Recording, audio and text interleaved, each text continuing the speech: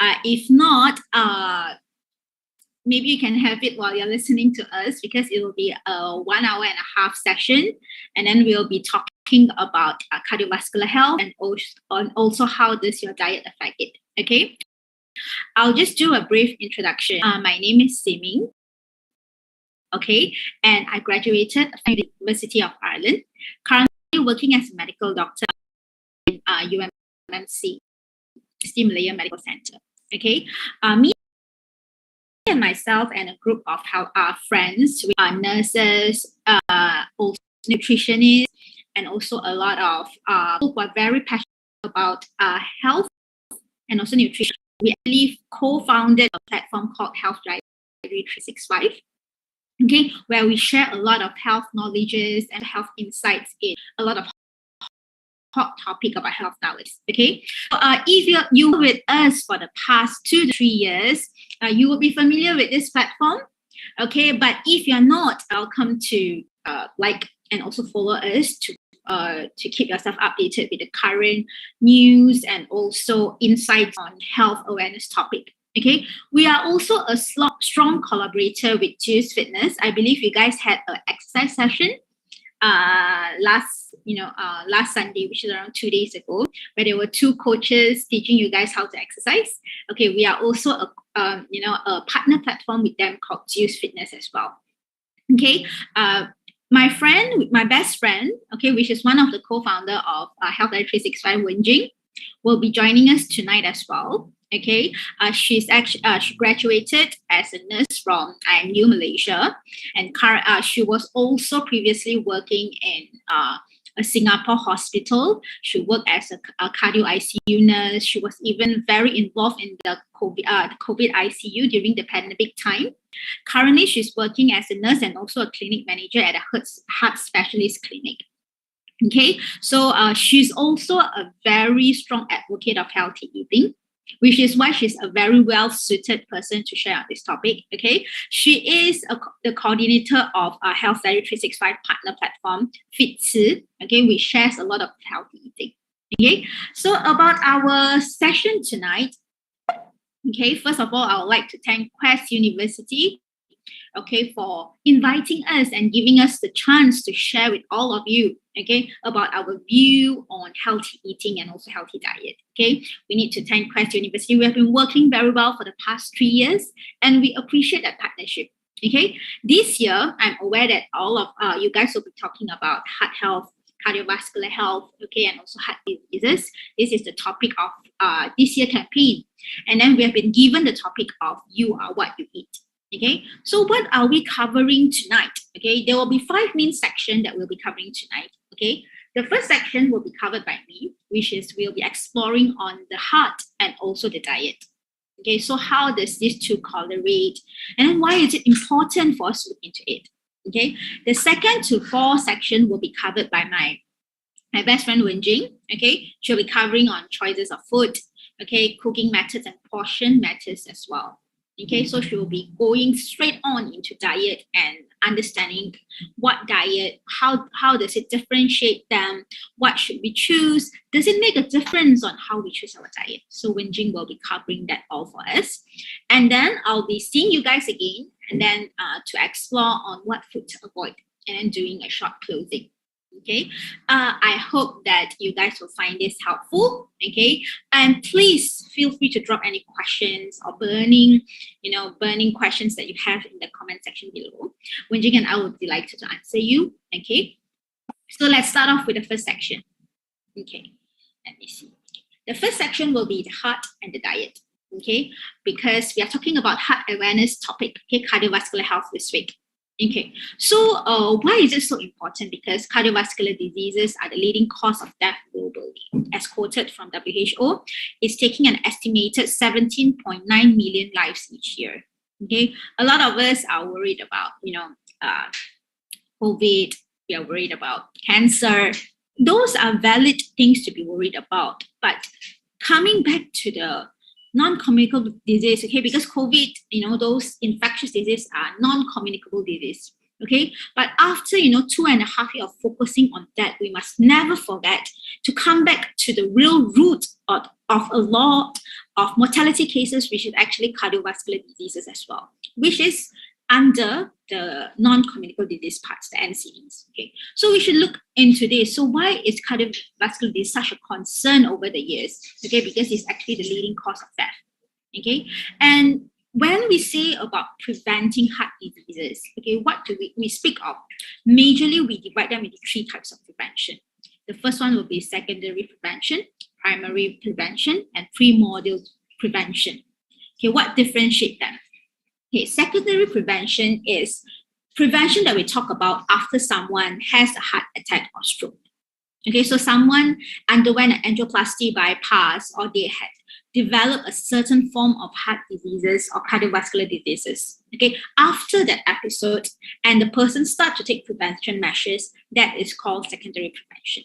Okay, so most of them, after, like what I always like to say, when you're sick, you go to the doctor. Okay, and when you're talking about health, you need to depend on yourself. So for this kind of prevention, those are sick people, those are patients. Okay, we'll need medical intervention. Okay, so it involves taking medication like aspirin. Some of them are on lifelong aspirin or lifelong DAPT. So antiplatelet for lifelong therapy for lifelong. They will have aspirin or also clopidogrel to take in for a lifetime. Okay, and then also we will hear a lot about statin.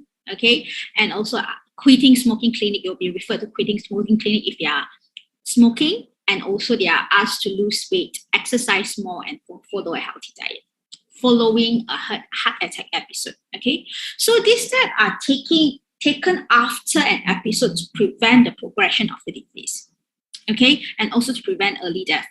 One thing I would like to highlight here is that a lot of people think that, after a heart attack, they will be really scared and concerned, after an episode. So they'll be taking all the necessary measures, to take prevention, do precaution, because they were worried, But after getting discharged from the hospital, okay, after, 3 months follow up, after some time, they tend to forget about it, because they are not having pain anymore, they are well. So they think that the disease sort of resolved after having a heart attack. But that's not the case. Okay, we must always remind our patient, especially we have a lot of future healthcare workers here with us tonight, that the disease doesn't go away with a heart attack. In fact, after a heart attack episode, we should work really hard to prevent a second heart attack, because the second heart attack are the number one killer for individuals who survive the first heart attack.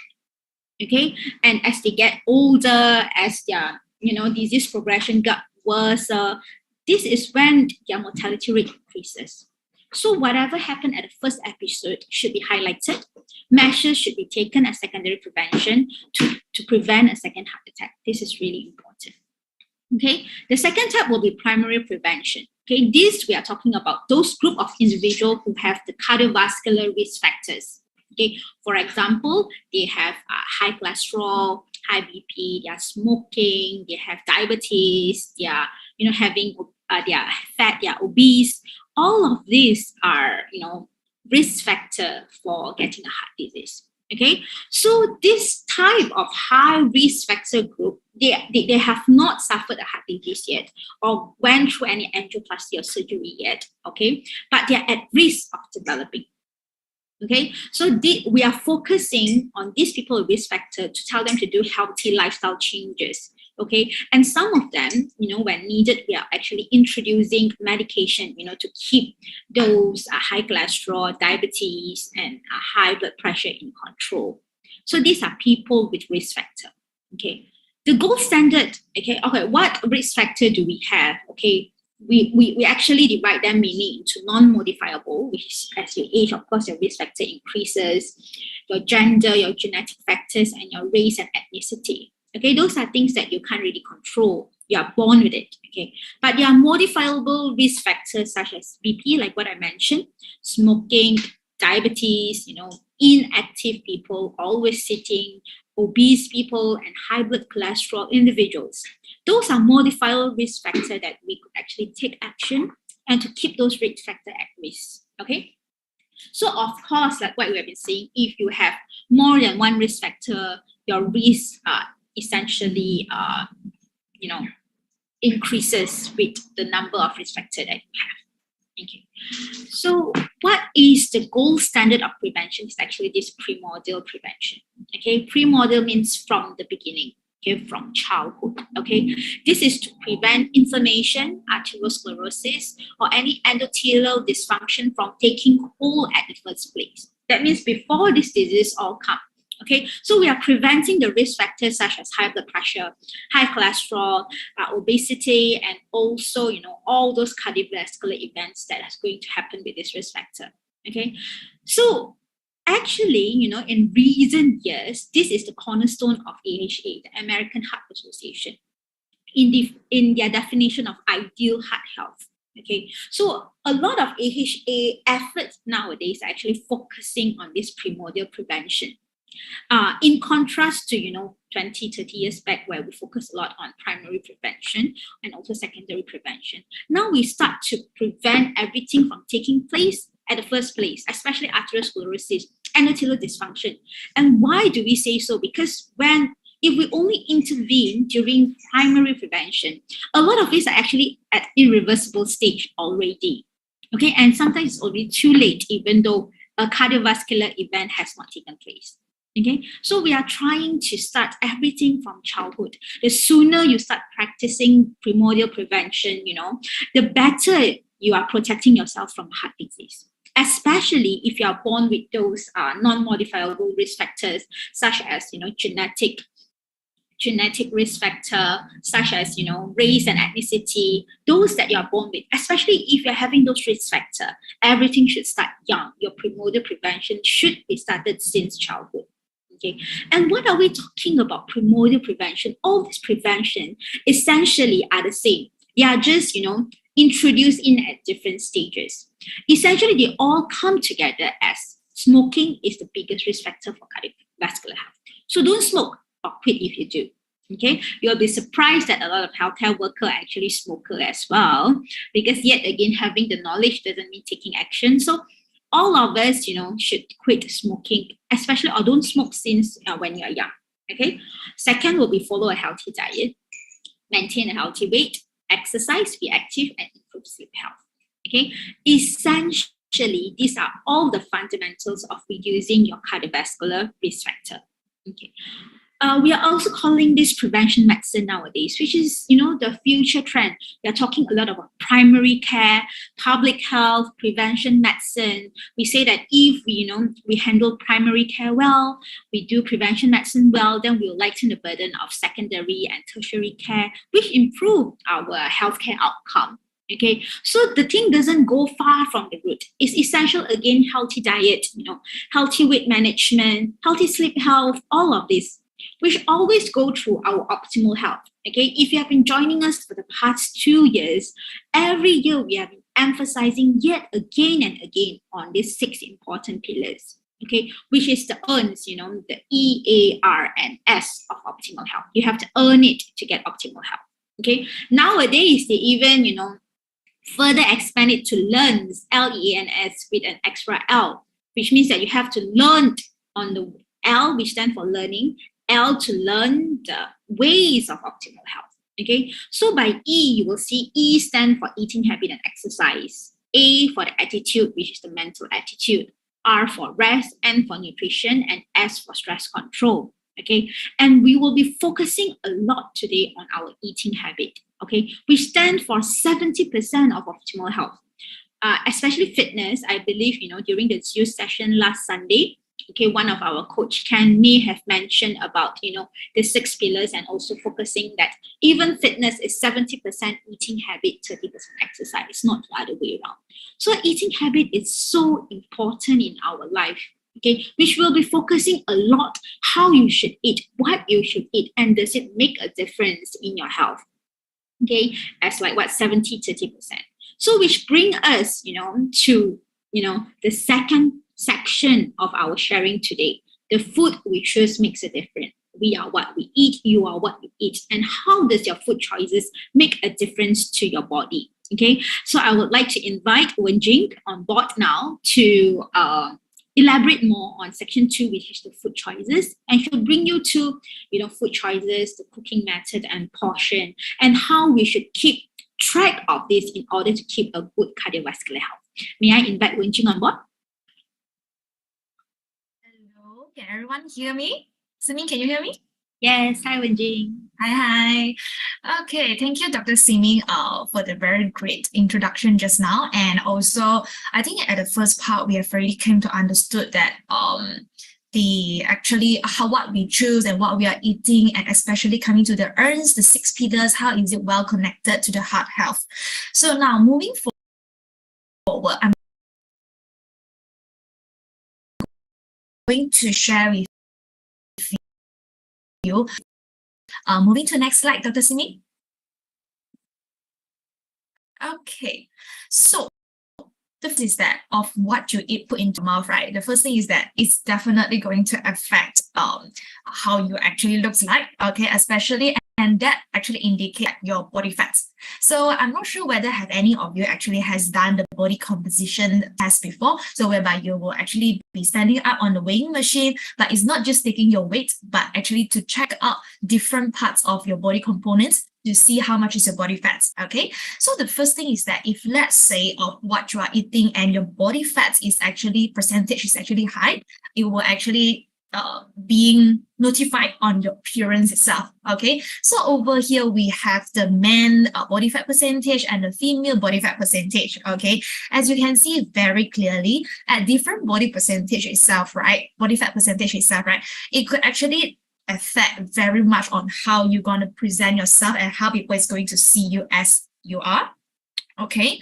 And then so we are going to ask ourselves then which part of which is the image that we actually want to portray ourselves to the other people, okay? So this is what we know about body fats affects how it looks like.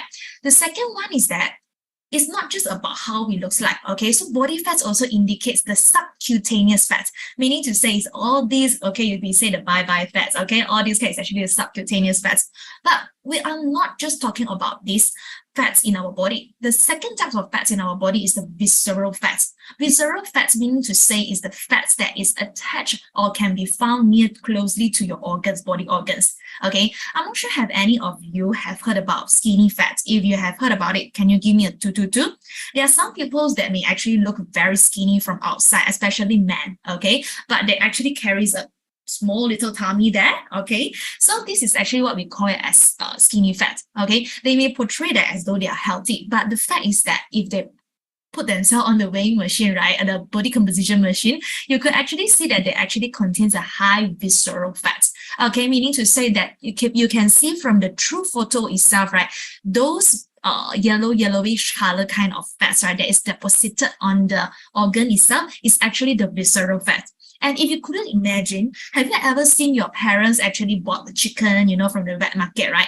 Have you ever seen that there's actually some yellow patches deposited on the organs and also on the meat itself? Yes, definitely. That is actually the visceral fats. Okay, and what is it something so concerning about visceral fats is that visceral fats is actually being found that is closely associated with cardiac diseases, mental disorders, diabetes, and it will actually cause the body having the bad inflammation and even may disturb our sleep as well. Okay, so how normal is actually a good visceral, a healthy visceral fat is that it's actually ranging from 1 to 9, that is actually the normal one, and the slightly high one is 10 to 4, high one is definitely more than 15. But looking at our population today here now in this group, we are all very young adults here, okay? So we are actually aiming at the normal range whereby you can even aim less than, okay, less than 4, okay, less than 4 to 5 like that. That is actually the visceral fats that we are actually looking for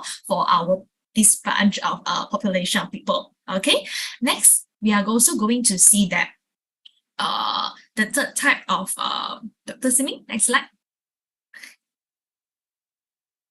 Okay, so the body fats itself and the visceral fats itself, right? Okay, so if let's say we are not choosing the type of food that we're putting into our mouth, right, it will actually cause us to be obese, okay? And obesity itself, right, is already defined by WHO itself, right? It's actually a global epidemic. That means that everyone almost seems like everyone already have it, okay? And from many years ago, about 20 plus years ago, right? Since 1975, the obesity itself has actually nearly tripled, okay? That is actually a very scary statistic itself, okay? And in the world of, on the year of 2008 itself, right? Almost 40 million of people, about 5 million of them actually has obesity itself.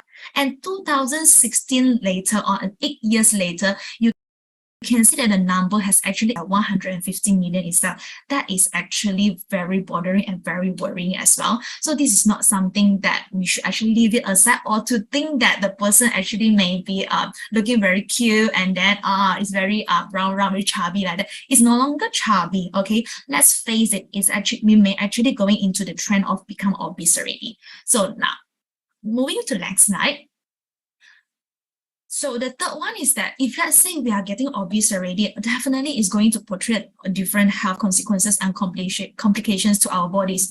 First is that if let's say you are not controlling what you are putting into your mouth, you are not making the right choice and over calorie itself, of course, the extra calories itself is going to get your body inflamed, the blood sugar will spike, and then sooner or later, it will cause insulin resistance, and then you will get obese, high cholesterol, high blood pressure, all kinds of body problems. And before you even feel that, you may even feel that you have some shortness of breathing. Even a simple walk itself, right, could actually make you feeling very tired. And in the long run, if let's say you are not taking care, okay, maybe about 10 years or 20 years later, then after that you will start seeing having the complications where we call, like, for example, the vision loss, the heart attack, stroke, heart failure itself. Okay, these are the problems that we actually want to avoid. And as Dr. Simi has mentioned just now, we are teaching people actually how to prevent it from getting into this stage. Okay, so now moving to the next slide, I'm going to share with you before we want to make our choices itself, right? Okay, we need to think. Okay, so let's look into the grocery basket that you are actually putting into your basket every week, right? Okay, when you go for Giant shopping, okay, Just Go shopping, what do you actually put into your basket? Are you on the left one? Okay, the one you actually contains a lot of soft drinks, okay, because we are students, right? Okay, I was once a student as well. I was stressed out, okay, I'll put a lot of snacks into it, because snacking and also eating, they're actually bad. I know you're studying as your best friend, right? Or you're actually choosing the fresh fruits and then fresh vegetables, okay? Which one are you? And then ask yourself as well, when you are stressed out, when you think that you want to snack, are you choosing the left one by choosing the healthier choice of getting a snacks like nuts, or you are choosing the one that is actually sugar, okay, even though they are actually having the same calories? And then the next one, Dr. Simi? Okay, so as you can see that even though they are sharing the same calories itself, you would like to choose a bagel itself. It may be about like 250 kilocal, okay, that it's actually satisfy you temporarily, or either you would choose actually go for a bunch of fruits and vegetables that give you a satisfaction and a satiety. Okay, so now we are really going into the choices of food that I'm going to really share with you. Next slide. Okay, so when we talk about what we're going to put into our mouth, right, we are definitely going to talk about the macronutrients, because that is the main core things that we are putting into our mouth, putting into our plates day in, day out. Okay, so we are going to focusing on sharing with you how can we share, choose the right carbs, proteins, and also fats. And let's also do a self-examination. Are you actually eating them correctly? The next slide. So we are going to first talk about the carbohydrates, and then we want to see that how actually food affects our blood sugar. Okay.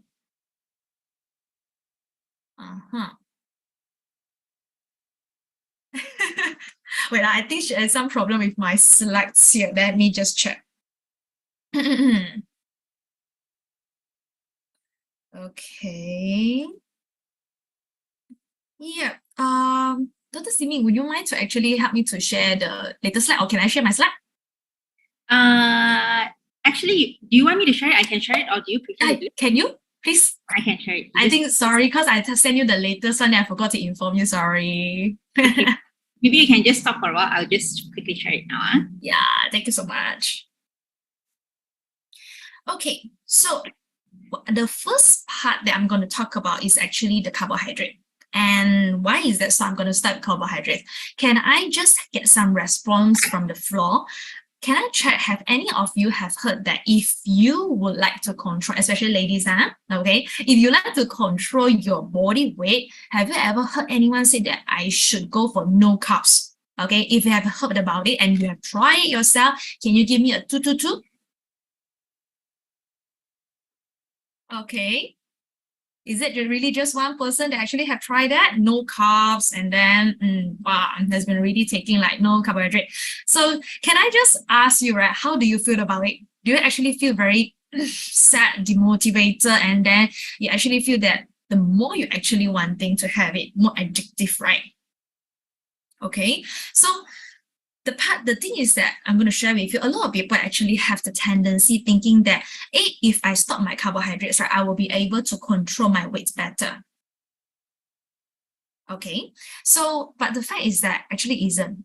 The thing is that because we need carbohydrates in our body and it's a main source of energy for us. So in fact, if you stop carbohydrates intake, right, it will actually completely, especially when I'm saying, okay, it will actually cause muscle loss to our body. Okay, why is that so? Dr. Simi, just wonder. Testing you all, see whether you are paying attention or not.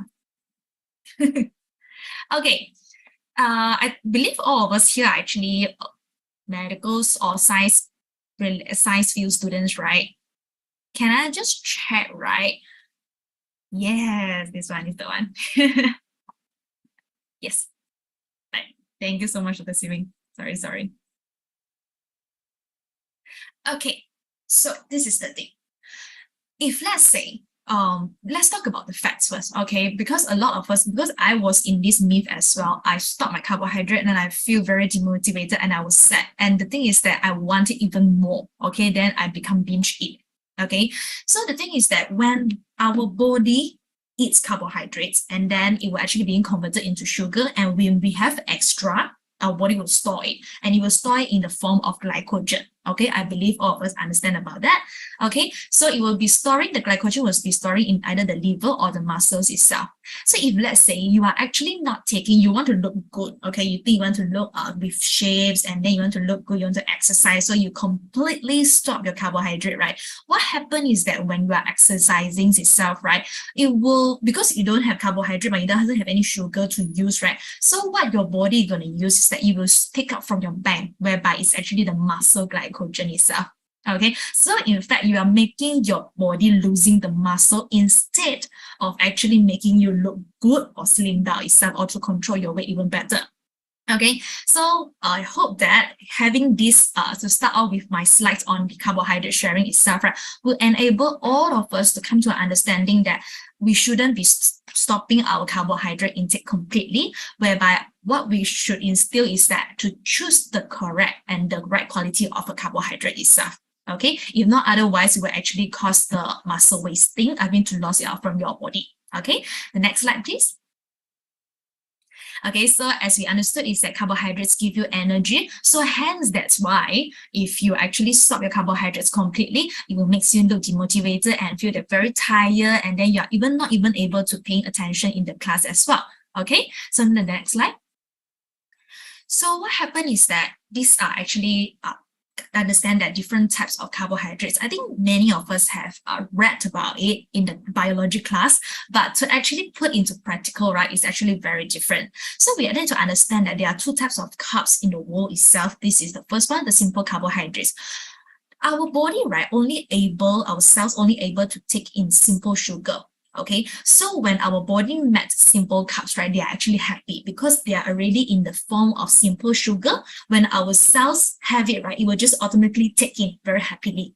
Okay, but one of the settings is that because as so simple as it is, it's gonna be digested so quickly into our body. So if you realize, as comparing the simple carbohydrate and the complex carbohydrate itself, you could see that the simple carbohydrates are those like doesn't have low in fiber.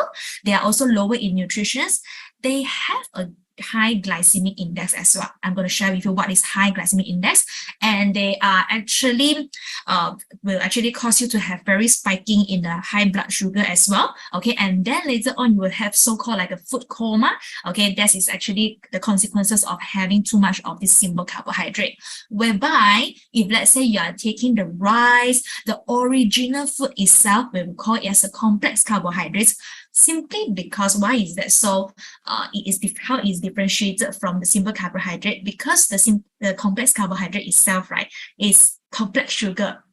It is a combination of all the simple sugar together. So it has to be broken down when our body eat it. Eat already, they have to break into simple sugar. So because of this breaking process in our body itself, right, and because they are also high in fiber, if you realize that you eat the whole grain bread, right, you're like, you want to keep on chewing it, okay, because of the high fiber itself, right, this is the part that actually causing the digestion, right, to be slower, okay, so the sugar spiking also minimally. Okay, so they are actually a low glycemic food as well, and makes you feel full with a fewer calories as well. And this also naturally stimulates our metabolism. So this is the differences between the simple carbohydrates and the complex carbohydrates. Okay, and the complex carbohydrates is usually what we call it as the natural food, the whole food itself. Okay, next slide. So just now I mentioned the glycemic index. So why is it so important that we choose the low glycemic index?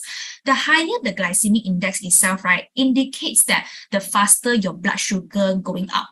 Okay, meaning to say that if you realize from this picture itself, right, when how we differentiate and rate the glycemic index is from 0 to 100. Okay, the higher it itself, right, meaning to faster it is that the blood sugar go up. Okay, so if you realize the lower it is, like for example the garlic and then the tomatoes, the cabbage, or even those whole grain breads, right, they are actually at the lower range of the glycemic index itself. They contains higher amount of fiber, as in comparing to, for example, if I ask you mashed potato, I ask you about like cakes like that, isn't it that they are actually lower in calorie, they are actually lower in nutrients than their processed food. Okay, they are not whole food, not the original food itself.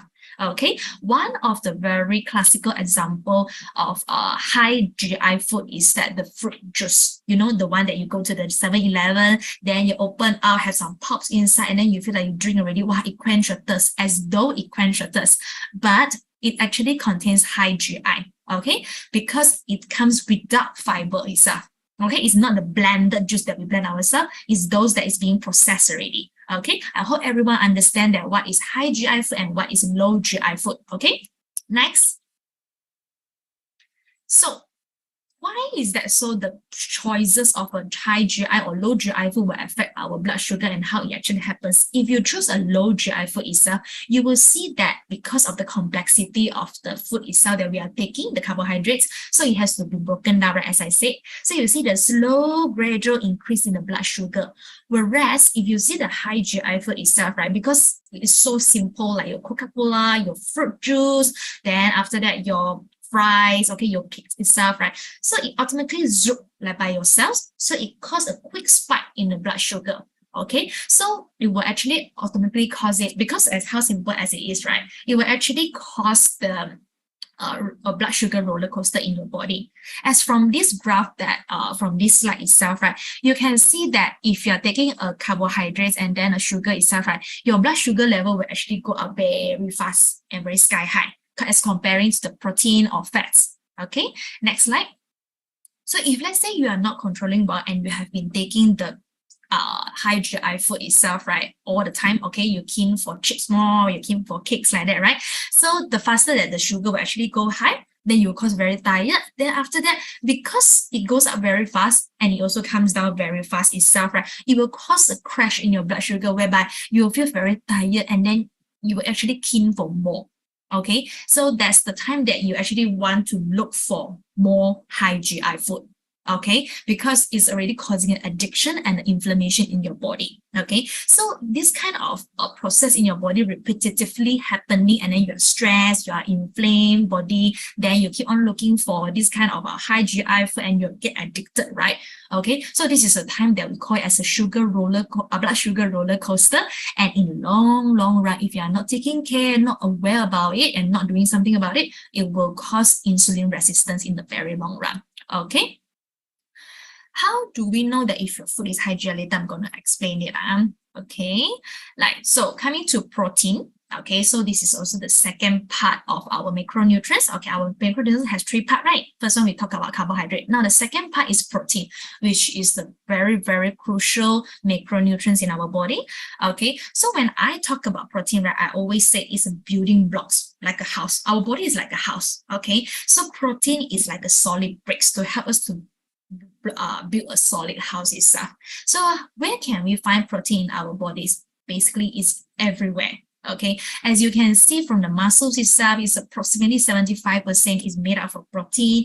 Your heart is 50%, digestive tract, your brain, your bone, your skins, okay, even everything, even comes to your cells, your hormones, okay, they are all made up from protein, guys. Okay, so if you think that protein is not important, let us all come to an understanding that protein is very important, and the choice of protein is even more important. Next slide.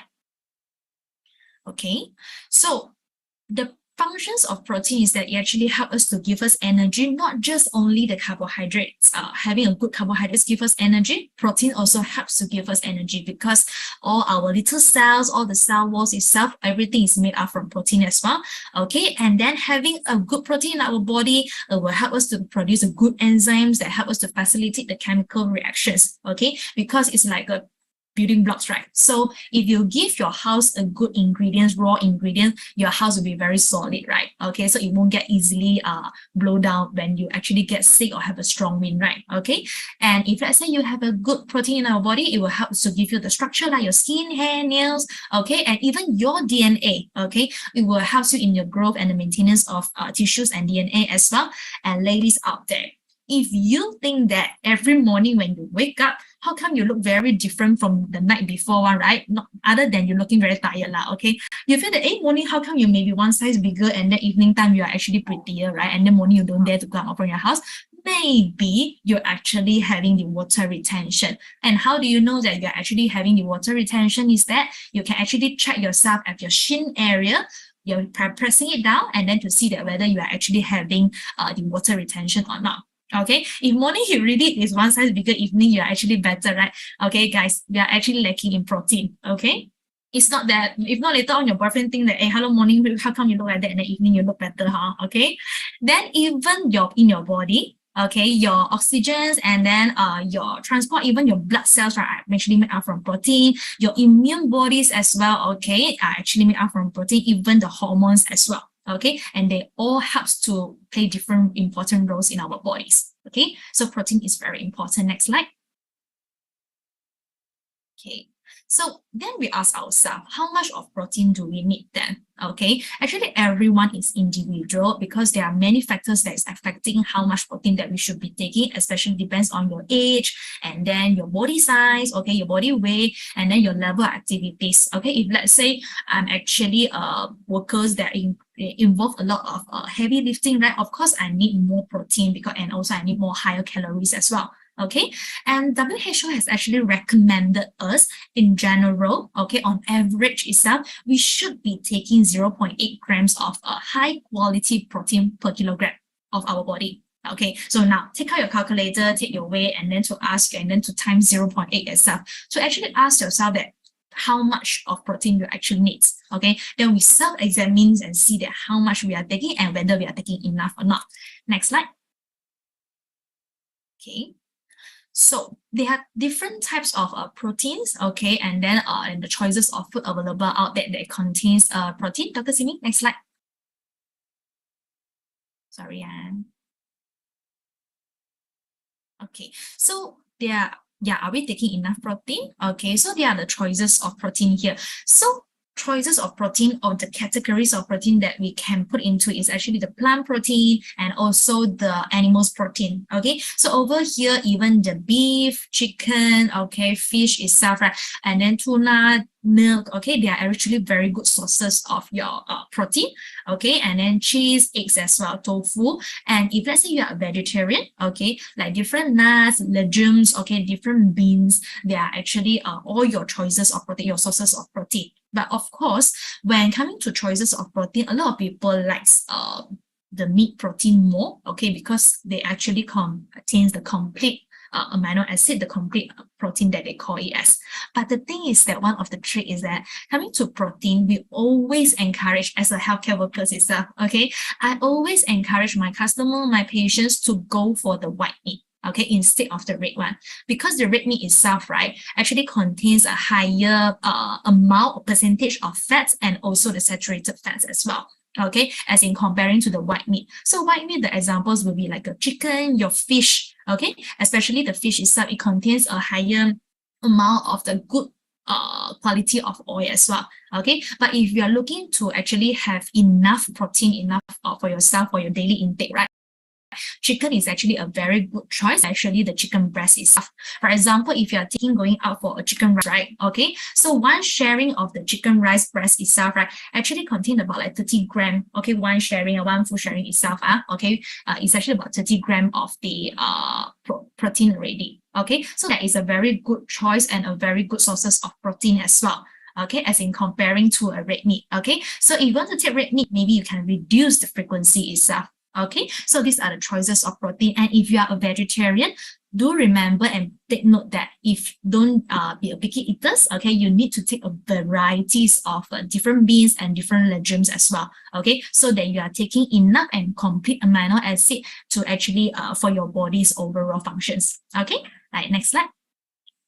So this is just a general guidelines of what types of food and then how many protein content that they actually have. Okay, especially if you are actually looking for like control your body weight, and then just now we have also mentioned how do you know that you're actually taking enough protein, right? Okay, so this could be one of the simple guideline here. Okay, next. So the third macronutrients that we're going to talk about is actually fats. Okay, something that people is very scared of, and it's almost the same as like carbohydrates, especially ladies here. We always think that we must eat until like not a single drops of oil here, but let me assure you, as a nurse and also as a nutrition advisor itself, right, if you are taking the right and a good quality of oil itself, right, instead it will actually help you it will actually help you in control your body weight and then also to reduce your body inflammation as well. Okay, let's understand what types of fats available here. The first type, okay, that we also want to tell you all to actually stop and to reduce to take it, right, that will be the trans fat. Okay, and where you can find the trans fat would be the fruits like a pizza, fries, and then donuts. Okay, all these kind of unhealthy food, or we call it as a simple sugar kind of simple complex carbohydrate. Remember? Okay, so even like margarine. Okay, the planta. Okay, fast food itself, they contains a lot of high trans fats. Okay, so this is actually a no. Well, I also like Dr. Simi. I also like, but cannot like must control for the sake of cardiovascular health. Okay, then the second type of fats is saturated fat. Okay, saturated fat you can actually find like, for example, cheese, and then your red meat, like what I mentioned just now. Okay, yeah, so but it also can be found in vegetables fats or the animal fats as well. The vegetables fats will be the coconut. Okay, so let me tell you something. Why is that so in Malaysia? Many of us, right, will actually end up with looking a bit chubby, okay, looking a bit cute like that. That is because of the coconut, because we like to take nasi lemak. Okay, I am a hardcore nasi lemak fans. I will take 2 or 3 packets myself. You know, the $1.50 one. Okay, I also cannot stop, but I know that I need to control. Reason being is because the coconut milk, if you're taking it naturally, like brine, right, you drink it, right, that is fine. Okay, but if let's say under a process of heating up already, when you go and cook it with the rice, okay, wow, nasi lemak smell coming up, right? Okay, that is the time that actually the saturated fat will actually increase, and there's a time that it's actually causing harm to your body. Okay, so ladies and gentlemen out there, if you like nasi lemak as so much as I do, or rendang chicken, right? Wow, you need to understand how the food is being cooked. When you have seen how rendang is being cooked, it's so delicious, right? It's actually tons of coconut milk being poured in, cooked until all the water evaporated and saturated. Then, yeah, so yummy. But cannot okay, because it's very high in coconut, the saturated fat. Okay, and another thing you need to avoid, many of us are students here, right? Okay, the 3-in-1 beverages. Okay, the Nescafe, wow, okay, if you look into Nescafe itself, right, actually this much of it, right, is actually sugar. It smells so good, I know, but it contains high saturated fat, okay, condensed milk also, and animal fats, as I said earlier already, okay, those fatty meat, okay, even your beef itself, okay, the fruit, cream, dairy products as well. Okay, and here we are encouraging everyone to take more on the unsaturated fats itself. For example, like the olive oil, okay, and then even your salmon fish, okay, the fish itself, okay, they actually contains more unsaturated fats. And this is the one where we are encouraging people to take, and also the nuts as well. But of course, when coming to fats, it is still about moderation, guys, okay? Don't think that it is good, so you keep on taking, because it's also higher in calories, okay? Okay, cheese itself, right, is actually all these food, right, they contains saturated fat, unsaturated fat as well. Okay, it's a matter of how much of the ratio of saturated fat or unsaturated fat that it contains. Okay, cheese itself has contained a higher ratio of saturated fats. Okay, hence we do not encourage you to take more. Okay, if you 1 week, maybe you want to have 1 pieces, okay, or 2 pieces like that, that is fine. But of course, if you're eating that already, you should know how to exercise to shed it off some of the calories as well. Okay. Then, okay, so when we talk about unsaturated fat, it also split into different types. If you have heard it, okay, in the market, omega-3, omega-6, omega-9, wow, they are all fantastic, okay? But over here, we always encourage people to focus on the omega-3. Reason being is the food that we are eating, for example, our cooking oil, vegetable cooking oil, okay, itself actually contains a lot of omega-6 and omega-9, meaning to say they are easily accessible. Okay, we are easily getting them. Whereas omega-3 is the one that is difficult for us to get it enough. Why am I saying so? Next slide, please. Okay, so if you see that, okay, omega-6, right, as I said already, it is easily found in those oil that we are using. Okay, the corn oil, the vegetables oil that we are using. Okay, but omega-3 is not the one. Okay, let's look at what we eat. Okay, the right one. Okay, what we eat is that a lot of us, we cook everything with the oil. Okay, but we are not taking fish. Ask ourselves, are you taking fish every day? Not, right? Okay, and then let's not also talk about and many of us actually do not take fish oil supplement. Okay, so that also another way of actually increase our omega-3 intake, but sadly many of us do not do it. Okay, so hence we easily get in more omega-6. The thing is that omega-6 is good as well, but it's just that when it is too much, it will actually pro-inflammatory, meaning to say it will cause inflammations in our body. Okay, and even though omega-6 is found to be helping in the brain function, normal growth and development, but when it's too much, it's causing us to be inflamed. But we actually have a friend to help us to counteract with this one, is that the omega-3.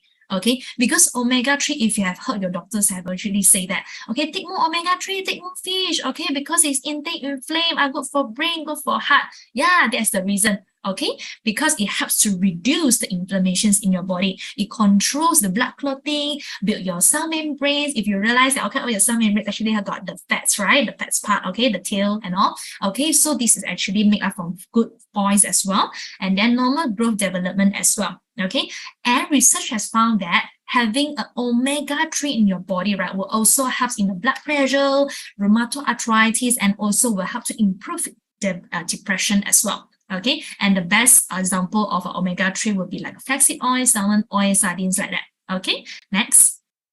So that's the ideal one that we are actually looking into. So when we are actually having the bad sources of fats in our body, right, it will actually cause problems in our body. Okay, let me introduce you these two good friends. If you have heard of it, or if you have not, let me introduce you about ghrelin and also leptin. Okay, so ghrelin is actually the hungry hormone. Okay, the leptin, right, is actually the hormone that will tell your body to stop eating already. Okay, so leptin controls appetite and also inhibit hunger. Okay, so now we see that before we are eating, we look at the left graph here, left picture here. Before we start eating, okay, so means that we are hungry, right? Okay, so our stomach will produce the ghrelin. Okay, then after that, it will tell our body, hey, eating law, eat law, eat law. Okay, then whereas your adipose tissue, right, will actually have the leptin. Okay, then after that, your leptin will actually have more. Okay, then after that, you will ask your body, it will be lesser. Okay, so that your hunger cell will tell your body, hey, go eat, go eat. But when you are full already, okay, when you're full already, you eat until you're full already. Then after that, your ghrelin, right, will actually tell your body, hey, I'm full already, stop eating, stop eating. Okay, then the leptin, right, whereas it's actually found in the adipose tissue, meaning the fat tissue itself, right, will tell it's like, okay, I'm happy. Okay, let's stop eating. So this should be the cycle, the good cycle that should be happening in our body. But when you are actually having too much of unhealthy fats, for example, like the trans fats, saturated fats, okay, and omega-6, this kind of fats, right, it will cause your body to inflame. Okay, so that is the time when your brain actually, because it will cause addiction. You keep eating those fried food, right? Don't you realize that if you start eating fried food, right, the more you will be keen and then look for it. Okay, so this is a very good trap, guys. Okay, so it will actually cause your body to inflame, and then after that, it will start developing the leptin resistance in your body. And then your brain will mistakenly thinking that, hey, the leptin is not functioning, and then meaning that the body is very hungry. Keep on giving ghrelin. Then after that, keep on eating. Then the more you eat, the more unhealthy things you are eating, also then more calories as well, right? Then after that, the fat cells will actually produce the hormone, leptin. Okay, then the more the fat, the more the leptin is actually produced by the adipose tissue. Okay, so the cycle will keep on going and going on until if you realize it, then you can stop it. Okay, but to come out from an addiction is very, very difficult. And based on research itself, right, if you have ever seen someone who is with a drug addiction, right, okay, you've seen that, because I work in ICU. Okay, I have seen people abuse drug and then how they actually struggle to come out from it. Okay, the first 2 days is crazy, I tell you. Okay, so if let's say you are addicted with a food, right, a food addiction itself can be as bad as a drug addiction, guys. Okay, so this is a statistic, and this is also a fact itself. Okay, so if let's say you are in this situation whereby you're keen for this kind of food, right, you may need to think to actually do something about it. Okay, because those bad fats, okay, like the trans fat itself, it will actually raise the LDL cholesterol. It will actually cause the body inflammation. Then the leptin also have the resistance already. Then your body, brain, everything go haywire. Then after that, the obesity cycle will start coming because the extra calories that are actually being put onto your body. Okay, and then the fats deposited. Okay, next.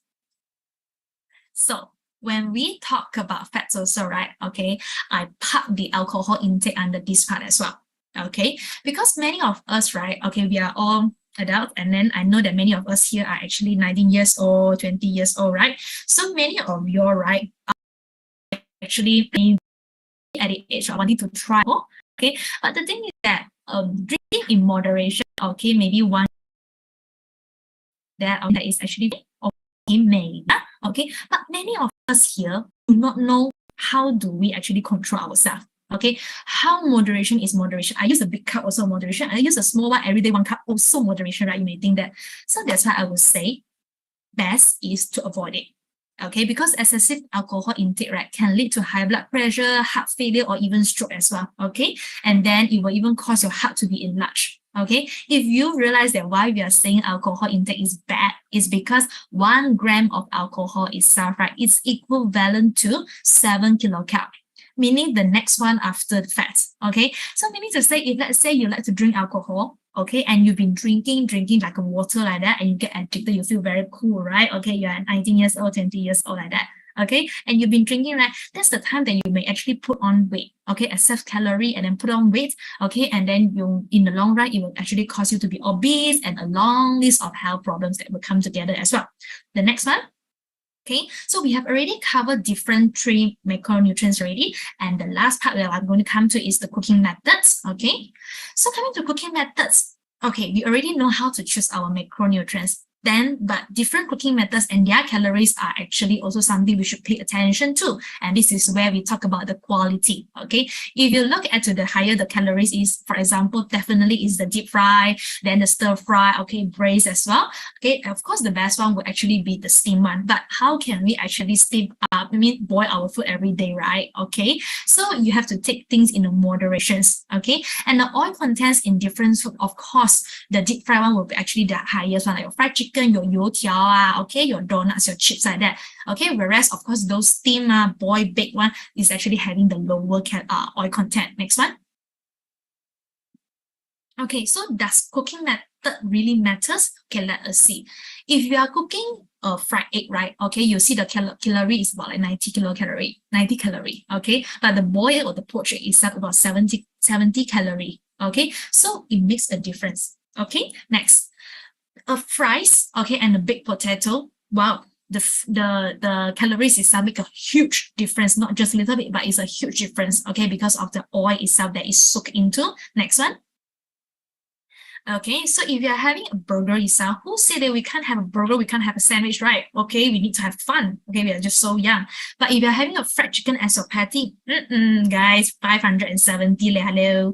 Okay, but whereas if you have a grilled chicken, okay, you can actually bake it very nice as well, as long as you know how to play with your cooking methods. Okay, then it's 380. Okay, isn't it that you have more food to eat later on in your day? Okay, if you're having the fries or a mixed veggie, right, and we are just wanting something to bite on, right, go for the veggie first. If you go for the veggie, you bite everything finished already, go for your fruits already, right, you still find it not satisfied.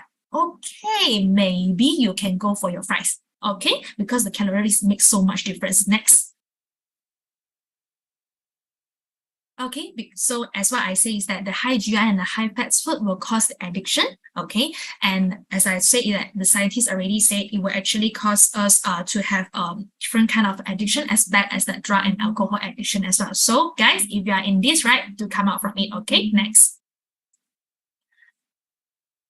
Okay, so many of you are young, right? You like to meet gathering, right? Okay, so this is barbecue. Okay, barbecue is nice, it's yummy-licious, but it may also have a lot of char. Okay, those black area between we call it as chao da, Chinese say. Okay, so how you can actually reduce the formation of the polycyclic aromatic hydrocarbon, which is actually cancer causing itself, right? You can actually choose go for the lean meat, don't go for the fat meat. Okay, and then avoid the char area and learn how to marinate your food first, and then to avoid the high temperature cooking like deep fried it, okay? And then learn how to use some herbs and spices as well, okay? Like next.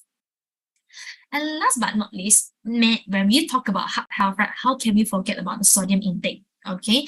The CDC has already said that the high sodium consumption itself, right, can actually raise your blood pressure, your high blood pressure, and is actually one of the major risk factors for the heart disease and also stroke as well. And the most common example that we see for sodium would be salt. Okay, so we actually want to reduce, and WHO also working very hard together to reduce the salt intake. Okay, meaning to say every day, let's reduce 1 teaspoon. Okay, especially when you're eating those patty, right, from outside, they tend to put in a lot to make you feel that it's flavorful. Okay, but try to reduce it and then to change it into herbs and spices, right? It can give you equivalent flavors as well. Okay, learn how to not to take the sauce, the gravy, and then learn how to cook it yourself, and then less processed food. Okay, and choose for those with a lower sodium, healthier choice symbol. Okay, next.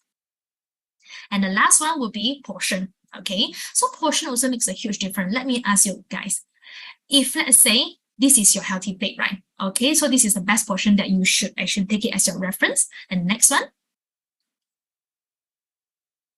Okay, so what you are served? Okay, so what is 1 serving to be exact? Okay, according to what we should be eating for per meal, right? It's actually the right hand side one. But when we have that big plate, right, how can we actually see that the food is so little? Then we tend to tell the auntie, my auntie lah, this one all not enough leh. Oh, right. Okay, then we think that the auntie didn't give enough, and then we feel that not worth it. Then we say people's food expensive already. Okay, so but the fact is that the portion size, what is 1 serving? Okay, I think this is something we should put into consideration. Next one. Okay, So understand the portion size, okay, especially nowadays. The new abnormal is that people always ask you, do you want to upsize? Do you want to upsize? And maybe just by adding RM1 or $1 itself, you find that it's so much worth it, right? Okay. But the thing is that you can see from 1950s, people are so slim, okay? And after so many years in the 2020s era, right, everyone is already looking like obese, okay? Like next. Okay, so let's ask ourselves, which plate of food actually has the biggest portion? Okay, if you think that number one, give me number one. If you think that number two, give me number two. If you give to everyone is number three. Which one has the highest, is the biggest portion? Number one, huh? Okay, let me tell you guys, they are all the same. It's just that your plate size matters. Okay, so if you think that you have tendency to fill in the blank, okay, like what I do, I like to fill in the blank. So it's very important for me to choose the right plate and stick to the plate that I normally use. If not, right, I tell you, I'm going to fit everything into it and then I'll eat like a giant. Okay, so your plate size matters. This is one of the tricks to control yourself to avoid excessive calorie intake. Next. Okay, so this is your choice. Make your choice. Learn how to make our choice here. We already share with you the choices of a macronutrients and then the cooking methods as well. We know that which one actually give you a better choice. And then with the portion size, we understand that it's different. Okay, so when we look at this picture, they are actually having the same macronutrients. Okay, but the calorie is so much different, guys. If you can see that, the left one will be your tandoori chicken, wow, biryani rice, wow, I love it, man. Then after that, we have the fried egg, okay? But this is not something that we should eat day in, day out, okay? Whereas look at the right-hand side, same protein, same broccoli, same rice as well, but just a different cooking methods itself, right? It makes a huge lot difference, okay? So they are same, but different. Okay, so let's be a smart consumer and also be a smart young adults here. Okay, next one. Next one. Dr. Sumi. Dr. Sumi, next slide. Okay, so what are 400 calories like in your tummy? Okay, if you like to have those very oily food, right? Okay, it gives you the satisfaction in your mouth only, but it doesn't give you the satiety. So then after that, you actually look for other food and other snacks already. Okay, that's where we become obese. Okay, and give us a lot of a health problem later on. Okay, so be careful of what you choose here. Okay, next.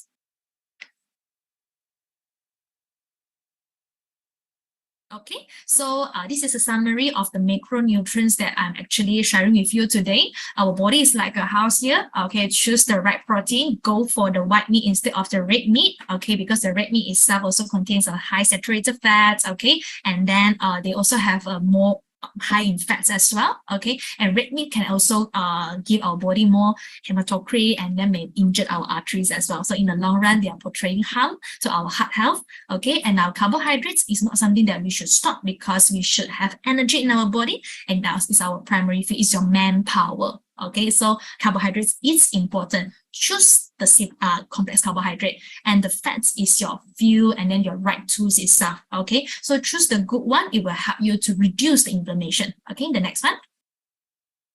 Okay, so I will pass this back to Dr. Siming. Okay, I shall end my sharing here today. Thank you, Dr. Siming. Thank you very much, Wenjing, for the amazing sharing. I guess every one of you got an amazing overview on, macronutrients, because when we talk about you are what you eat, basically most of the food that we eat every day is macronutrients. Okay, not to say that micronutrients are not important. Micronutrients are essentially equally important. They are involved in many parts of our body function as well. But most of the food that we eat to survive are macronutrients. Okay, so Wenjing broke it down very clearly about carbs, protein, fats. Okay, what are good carbs? What carbs to avoid? Essentially, the message that we got through was that we have to go for complex carbohydrates.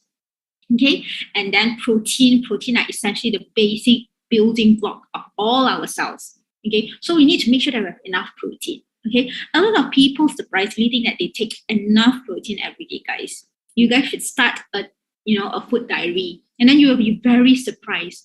The meals that we normally take are carbs, and fats. Okay, so start a protein diary, and then you can Google while you do it and write down how many grams of protein are in the food that you take every day. Okay, you'll notice essentially you don't take enough protein every day if you don't specifically and consciously choose protein. Okay, you will end up, less protein. That's why a lot of people, those fitness people, they eat how many eggs per day? I hear those people that go to gym, eat up to 6 hard-boiled eggs per day. Okay, because they are those intense muscle building group. Okay, so but essentially we have to make sure that at least we have the basic amount, the minimum of protein amount that our body needs. Okay, so it's 1.2 gram per kg. So go find out how much body weight, and how much protein you need every day. Okay, and then make sure that you consciously choose protein. It's when you consciously choose protein, then only you have hope to have enough protein in Malaysia, because most of our food every day in Malaysia are essentially carbs and fats. Okay, and then thirdly, when things shared about fats, omega-3, omega-6, omega-9, what's the difference? How to choose those healthy oil. Okay, it's not that oils are not important for our body, but we must consciously choose the healthy one.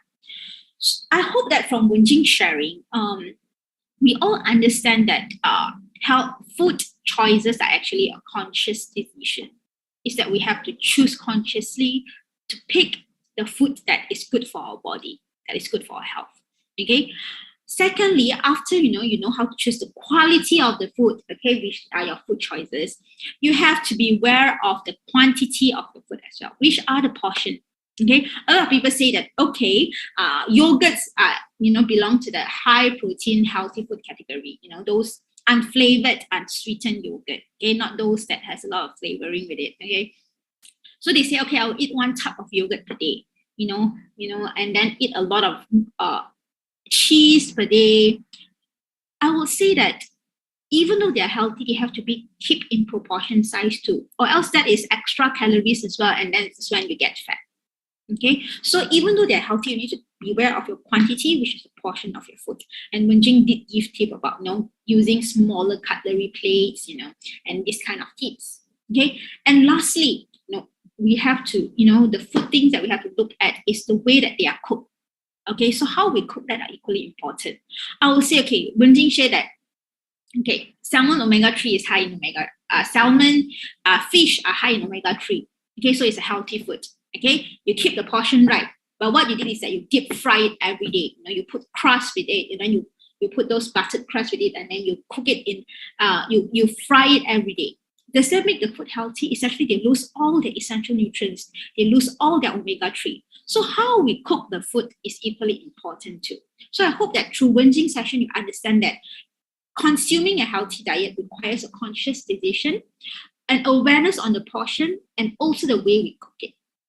Okay, so in our last set of our presentation, we'll go through food to avoid. That means food that are no for your cardiovascular health, and also let's say your overall health. Okay, so the first one will definitely be beware of hidden sugars in your daily diet.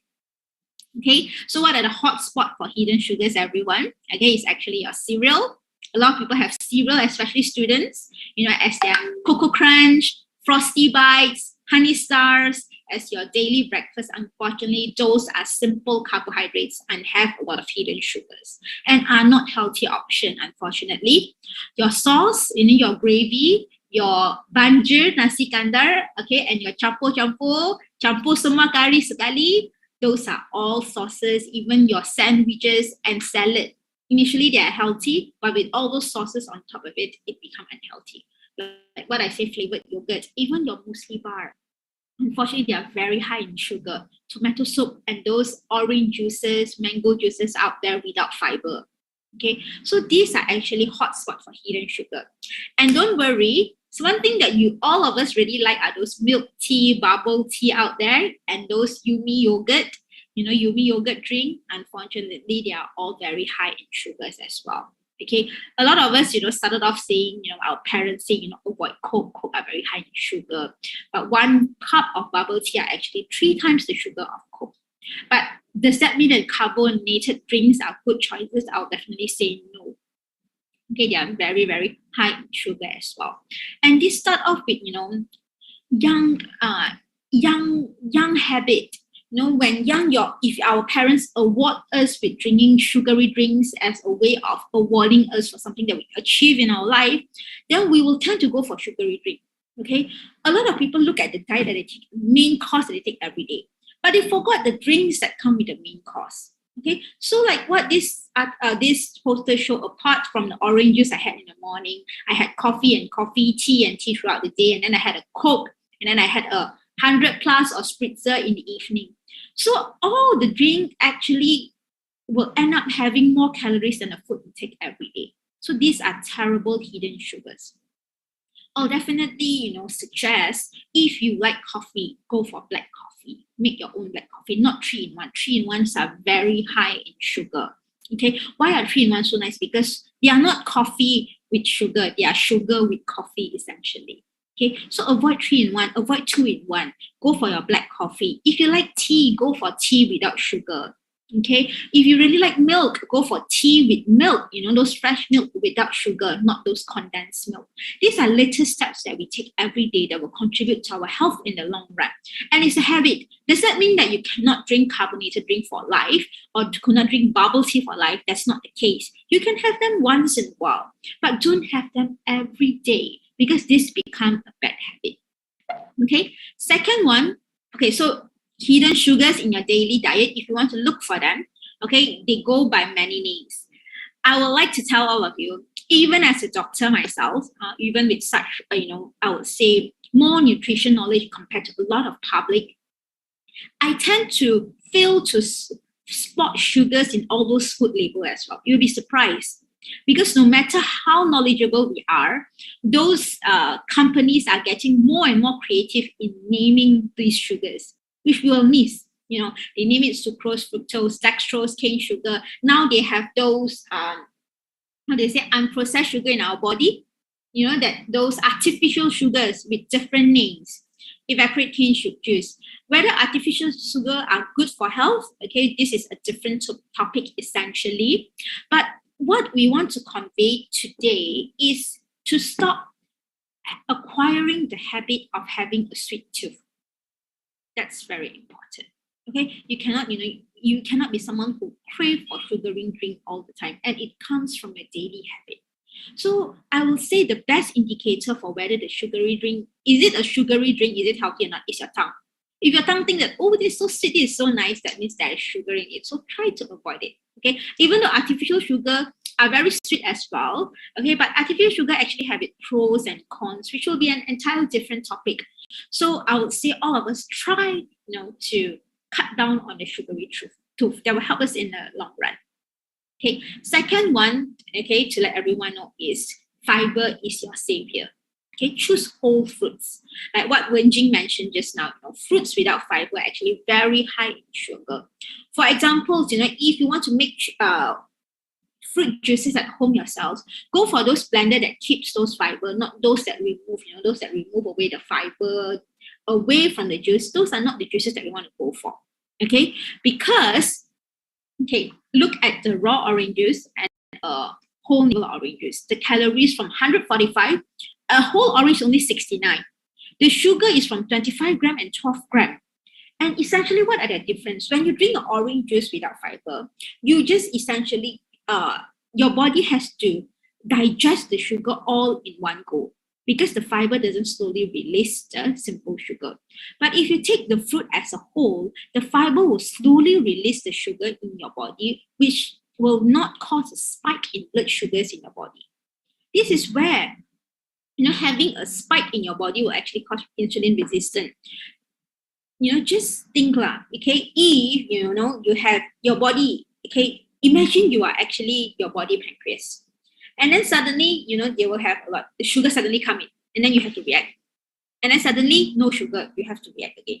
Got sugar, you have to react again. That means such a fluctuation, even your body will get tired of it. You'll just be like, oh my God, suddenly so much sugar, suddenly so little sugar, suddenly so much sugar again. They will just say, okay, I will just release insulin all the time. I'm fed up of them, giving me suddenly so much rise in sugar, suddenly such a drop in sugar. So what your body does, they're very clever too. They just, they develop insulin resistance because insulin is there all the time. So what we can do is to eat whole fruits. Whole fruits has fiber, they will slowly release it in our body. So fiber is actually our savior. A lot of people that actually want to keep fit, want to cut down their body fat, want to cut down their fat and also sugar, they actually eat in a lot of fiber. So fiber is very good for our body. Okay. And also, what do? Even if you eat a whole fruit, if you want to keep the fiber, you have to keep the skin.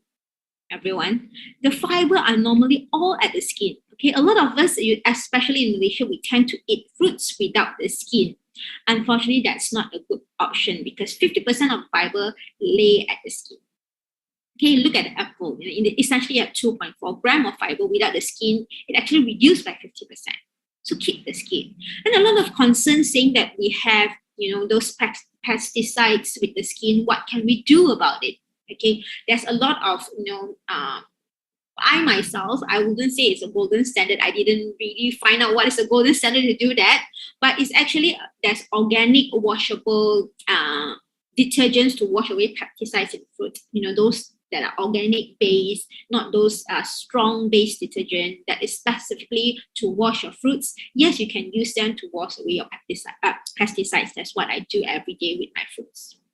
Okay, 4, choose it, not avoid it. And we are saying about carbohydrates here. Okay, Wen Jing highlighted a very good myth at the start, saying that if are you to avoid carbs completely, okay, if you want to cut down your body weight, the answer is no, is to choose the right carbohydrates. Okay, so how do you choose your healthy carbs? Okay, so say no to simple sugar. Choose those healthy substitutes for sugar like molasses. Dates are actually very tasty. If you are in need of sugar, you can go for dates, honey. Substitute those simple sugar with healthy, more complex natural sugar in our market. Okay, so I also go for healthy complex carbs like kidney beans, sweet potato with skin, couscous, brown rice instead of white rice. Those are healthier alternatives. Okay, I always like to advocate, and also suggest to people, if you like to snack. Okay, a lot of people say that. A lot of people, gain weight through snacking. Okay, and if you really want to snack but keep your health, you don't want to get cardiovascular disease later on in your life, snack on fruits. Fruits that don't remove their skin. Fruits are actually very good snacking options. They are sweet, okay, which satisfy our craving, but they are very healthy with a lot of vitamins and minerals and phytonutrients. And so it will keep your skin, you're high in fiber as well. So always snack on fruits. They are a very good option. But if you really crave for sugary drink, I think the good option will be go for sugar-free options, those with artificial sugar, if you really have to. Okay. But if you, for older age people, for general health, just go for water, and no sugar coffee, black coffee, and also tea. That will be the best option. Okay. But if you're still young, you want some energy boost, okay, go for sugar-free, those with artificial sweetener carbohydrate drink is definitely better than those sugary carbohydrate drinks. Okay. So before I end my sharing today with everyone, okay, we'd just like to remind all of you that a lot of us tend, from our habit during our young days, we tend to treat eating snacks, eating sugary fruit, as a form of reward for all of us, especially when you finish an exam, you say, okay, let's go for ice cream. Okay, and when you achieve something, a milestone, okay, let's go for bubble tea. We see this as a reward. But from a health perspective, eating crappy food isn't a reward. It's actually a punishment to your body. Okay, I always like to tell my friends, my patients, it's not that you are deprived of those sugary food for life or those unhealthy food for life. A lot of people say, hey, YOLO la, like that, no life la. What we would like to highlight today that this can be done during your cheat day. A lot of people tend to have those fitness enthusiasts. They will have 1 to 2 cheat days per week. That is fine. Have this during your cheat day, but don't have it as your habit. The problem with Malaysian is that we confuse having cheat days and habit. That is the main cause of our obesity numbers nowadays. For example, if you have KFC on your cheat days, that's totally fine. But if you have KFC Monday to Friday and you only eat healthy on Saturday, which means your eat healthy is actually a bowl of salad, this is a wrong habit cycle because most of your day you are eating unhealthily. But let's say we reverse the situation.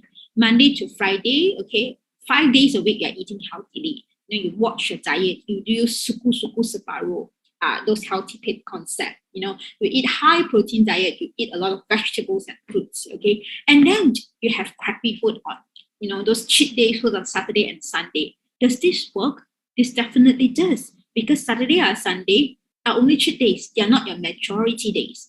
So we must know what habit that we want to cultivate, okay? And then you can have your cheat day foods during your cheat day. That's not a problem, okay? So choose your food wisely. Cultivate your habit wisely, okay? And to end our sharing today, what we like to highlight, especially Wenjing and me, is that wellness is a connection of path. It's a connection of knowledge and action. Okay, a lot of healthcare worker, especially when you start working, or even as a medical student or a pharmacy student, we start to gain weight while we are studying. And then when we start working and through our 20 years, 30 years down the career pathway, all of us lose our health. Imagine if you are a very, obese doctor or obese pharmacist telling your patient to eat healthily. I guess it's sometimes difficult for our patient to accept, because it's like, doctor, you're so fat. Why are you talking about prevention, medicine to me, talking about health to me, when you yourself are not walking your talk? So it should actually start from us. We should want to be healthy. Before requesting our patient to do something that we couldn't do it ourselves, we should start the knowledge and action through our own self. We should walk the talk. Okay, so a lot of us have a lot of knowledge, especially Queen's University have your awareness week every year. And then we talk a lot about prevention every year. I look at your agenda, there's exercise component even in your awareness week. But how many of us practice it in our daily life? How many of us connect the path of knowledge and action? So it's not about knowledge. Knowledge, all of us, we have it. It's about our action as well. And I guess, during our Tuesday, Sunday exercise where both of the coaches, he told us a lot about, what action you guys should take, what you should do, how you should practice it. So start practicing it, because trust me or not, you will be surprised, okay? When you think that, it's a very simple kind of action, very simple knowledge, so easy, you hear it every day. When you start to carry it out, it's actually so much more tougher than what it seems. Okay, so my best advice to all healthcare worker, future healthcare worker, is carry out your talk. Start practicing it first, and then we will understand how our patient feel. And then by doing so, we will become a better healthcare worker in the process of practicing it. Okay, and by here, I'll give the mic back to the MC, and thank you all from the bottom of heart for all your attention and also your participation in this session. Thank you.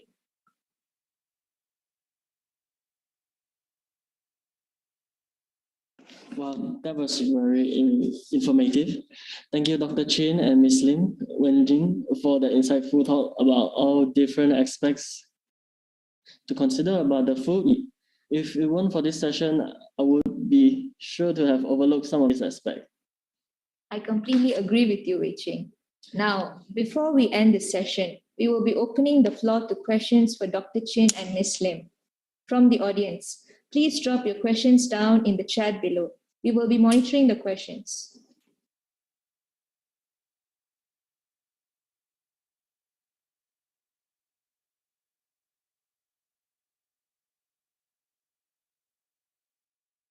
I actually saw a question from the chat box. There was someone there who asked, I saw it just now. Let me see. Yeah. Which actually with a few questions. Yes, we have a few questions.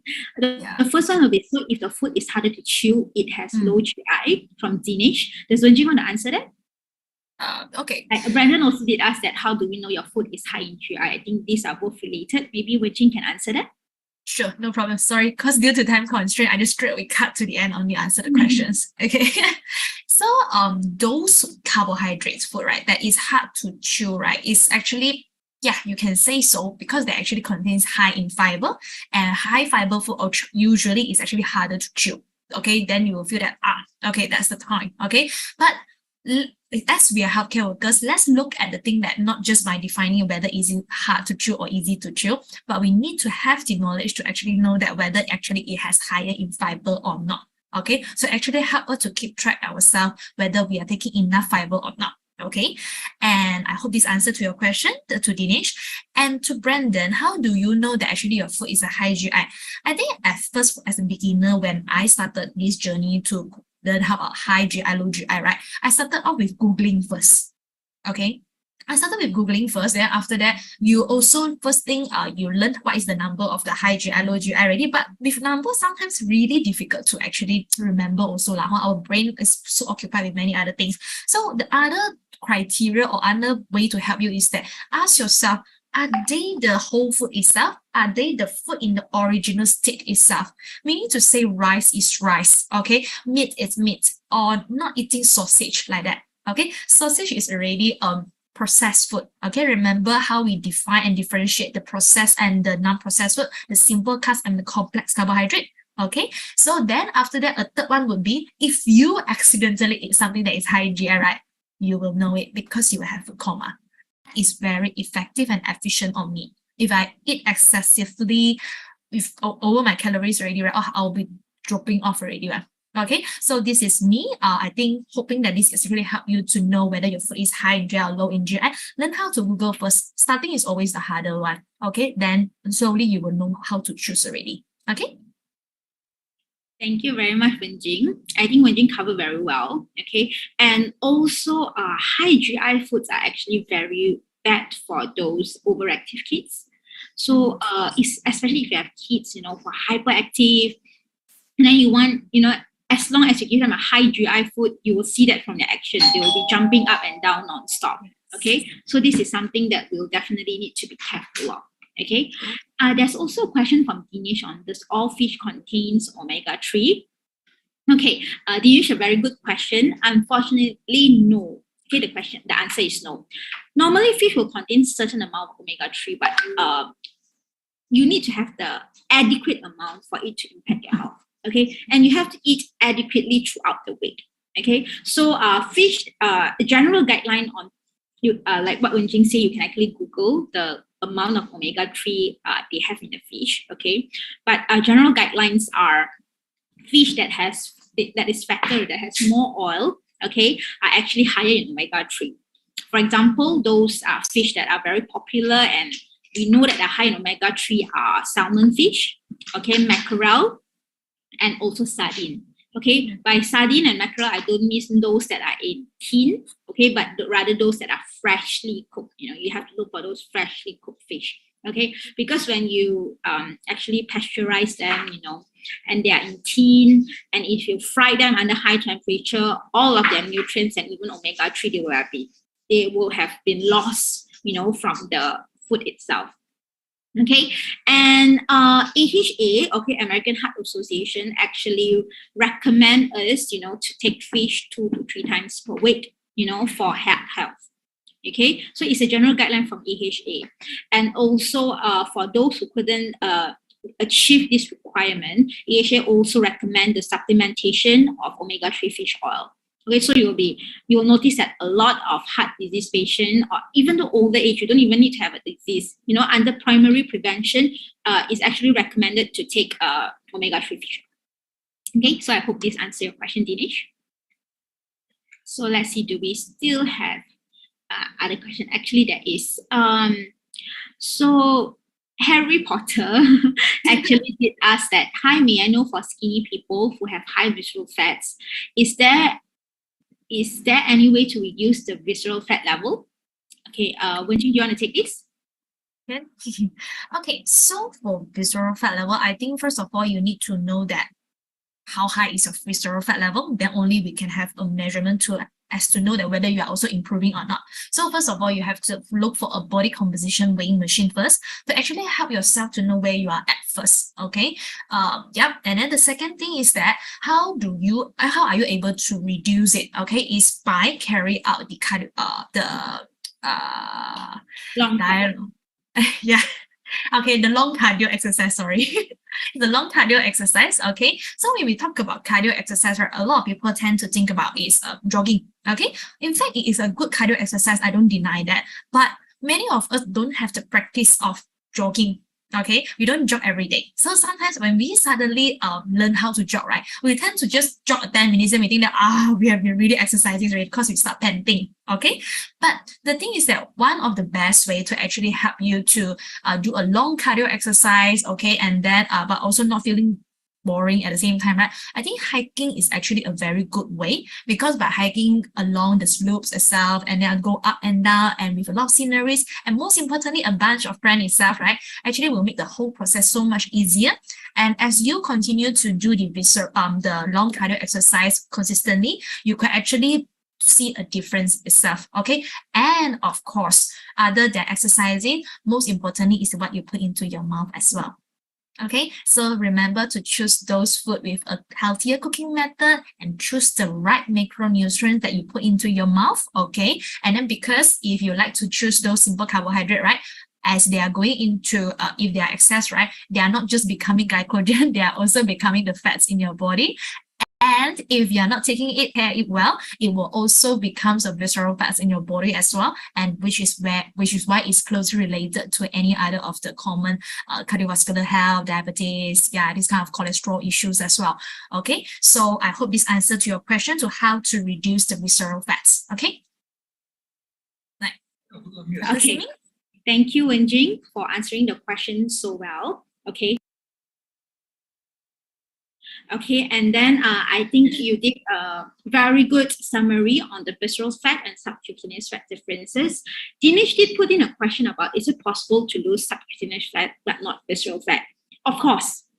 Okay, essentially, it's so much easier to lose subcutaneous fat compared to visceral fat. It's so much easier. Okay, hence, which is essentially the skinny appearances. Okay, so what we like to say is that to summarize, in order to lose subcutaneous fat, which is those that are normally seen like, those fats under your triceps, those belly fat appearances, these subcutaneous fats we are normally lost doing HIIT exercise. Okay, if you are familiar with HIIT, okay, which is the exercise that, the coach did on Sunday. They are high intensity interval exercises. That means you exercise, normally what they like to do is exercise very intensely for 40 seconds, you rest for 10, and then you exercise again for 40 seconds and then for 10. Those are HIIT exercises. So these are very useful in cutting down subcutaneous fat, which are your body fat. Okay, if you are looking to lose visceral fat, which are the tougher ones, okay, because they're around your organs, but they really impact your health, this kind of fat you actually do it, how do you reduce them is by doing long cardios. Okay, long cardios are actually, jogging for more than 40 minutes and then hiking exercises, swimming as well, but it should be long enough. So these are called long cardios. So these are the differences in how does different exercises target different parts of the body. Okay, and then we have a last question on me. I know the coffee that made of Coffee Bean, does it consist of sugar? Okay, from Kinwing. Okay, all coffees are actually made from coffee beans from the start. Okay, so you actually use coffee bean to make out coffees. Okay, the main problem is whether are they with sugar is when you serve, do they add on sugars? Okay, what I would like to say that all those coffee booths, including Starbucks or those self-made, brewing cafes. Okay, if you don't say no sugar, without sugar, and no sugar at all, essentially they will all add sugar. That's why they are also tasty. Okay, so if you really want to go without sugar, you need to say that only with fresh milk without sugar, or only black coffee without sugar. You have to emphasize on that. Okay, I hope this answers all of your questions. Okay, thank you for all the attention. I guess we have answered everything now. Thank you very much, Quest, for your attention tonight. Thank you. Okay, so thank you all. Thank you, everyone. Okay, so I would like to once again express our sincere gratitude to Dr. Chin and Ms. Lim for taking their time to educate us on this topic. It was truly a marvelous session by both incredible speakers. For now, we are going to be taking a short break for 10 minutes, so feel free to grab some snacks and a cup of beverage while we prepare for the next session. Don't forget to stay tuned for our closing ceremony at 9:40 p.m. to officially end our 4-day-long campaign. Before you take your leave, make sure to subscribe and follow our page on Instagram and Facebook with the username AlignQIUPHC_2022. And also a reminder to all participants, please fill up the Google form link for attendance to claim your CCA hours and CPD points. And not to forget, 2 lucky draw entries will be awarded to all participants. So make sure you fill up the form. That's all from us for tonight's amazing session with Dr. Chin Slim. Hope to see all of you later for our closing ceremony. Be sure to take part in it as we will have our lucky draw session with all of you who have participated in this event. Take note, joining even a single session of ours is enough to land you a small chance of winning the lucky draw event. So don't forget to join us for that thrilling session later. Not to forget, we will also end our campaign with a summary video of all that has happened over the last 4 days. See you soon, and this is your MC signing out.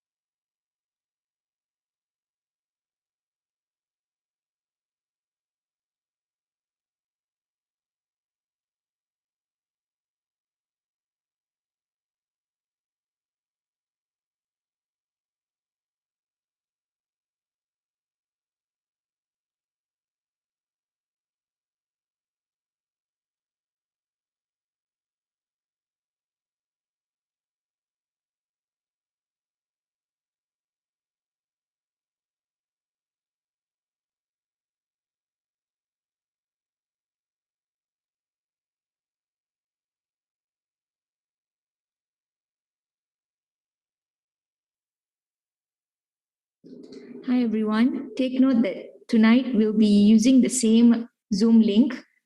So hope to see you all there. Thank you.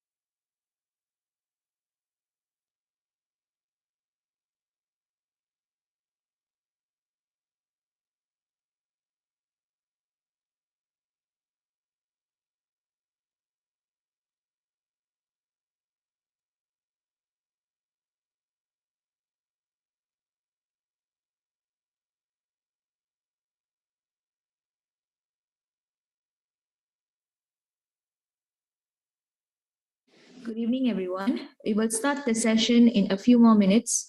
In the meantime, we would like your cooperation to turn off your microphone throughout the whole session. Thank you.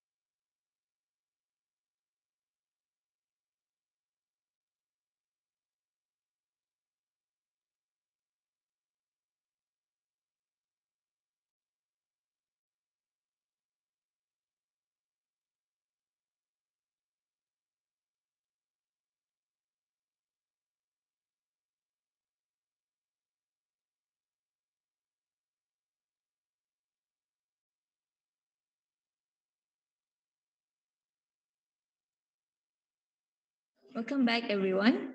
I hope everyone managed to get a breather. Thank you for being here with us and supporting our effort to raise public awareness on heart disease for the entire campaign. It is quite a sad thing to know that the 4-day-long campaign is almost at the end. How do you feel about the entire campaign so far, Wei Ching? Honestly, I feel that it has been a long 4-day campaign for not just the participants, but also the staff and the organizing committee. I truly felt that we did a great job in terms of organizing the event, but of course, everything has an end, including this campaign. Yes, I absolutely agree with you, Wei Ching. Now, allow us to transition to a more formal setting. Once again, good evening, everyone, and thank you for joining us in the closing ceremony of QIU Public Health Campaign 2022.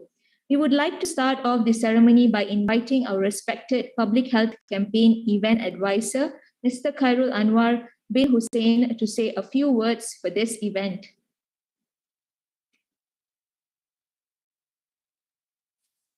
Hello, thank you. Is my voice? Can you get my voice? Can you hear me? Yes, sir, we can. Thank you. Okay, good evening, everyone. And yeah, it has been a very long day for us. It's been very long 4 days, and you guys have done quite well. So I will start my speech. I would like to start by thanking the organizer for allowing me to say a few words regarding this event. As we know, as mentioned before so many times, this public health campaign is an annual event. Okay, it's organized by students. That is the most interesting part because for the staff, we actually support from behind, and most of the work is being done by the student. Okay, nearly all of the work. Okay, 90%. Okay, so it is. I would say it is an achievement because in the year 2020 and 2021, we cannot do a live session. We only have to do, because of the movement control order, so we cannot do a live session. So we do more, we change our platform from a live session to a different platform that is online campaign. It does its ups and downs, it does have its pros and cons, but as we can see that live campaign is more exciting, it's more engaging. We should do this again. I mean, we should do this more. Okay. Now, we have organized this event in Station 18. And actually, that is the first live campaign that we are doing since the year 2020. And also the first time we do the campaign in a different place. Before this, we did in Parade. Okay. Nevertheless, I'd like to thank the management of the AEON Station 18 for allowing us to use their premise for this campaign. Okay. Also, we not to forget all the companies that are gracious enough to support us by becoming our sponsors. Okay. Their contribution to our campaign is really, really appreciated, and I would say thank you to them. I also extend my appreciation to all the staff, though they cannot hear us. I would like to say that I appreciate all the staff of Quest International University for their support and cooperation. And because of them, we can have this today because we take a lot, because most of our support comes from the university themselves. Okay. Finally, but not least, I would like also to congratulate the students who have successfully organized this event, even though we have not done live events since the year 2020. And for your information, we take a lot of time, a lot of planning. It takes a lot to do this in order for it to be successful. And the amazing part is that you guys actually pull it off. Okay? That is a very good outcome from this, this endeavor. Okay? So congratulations for the success, and may all who attended this event that we had for the past 4 days benefit from it. Okay, thank you very much.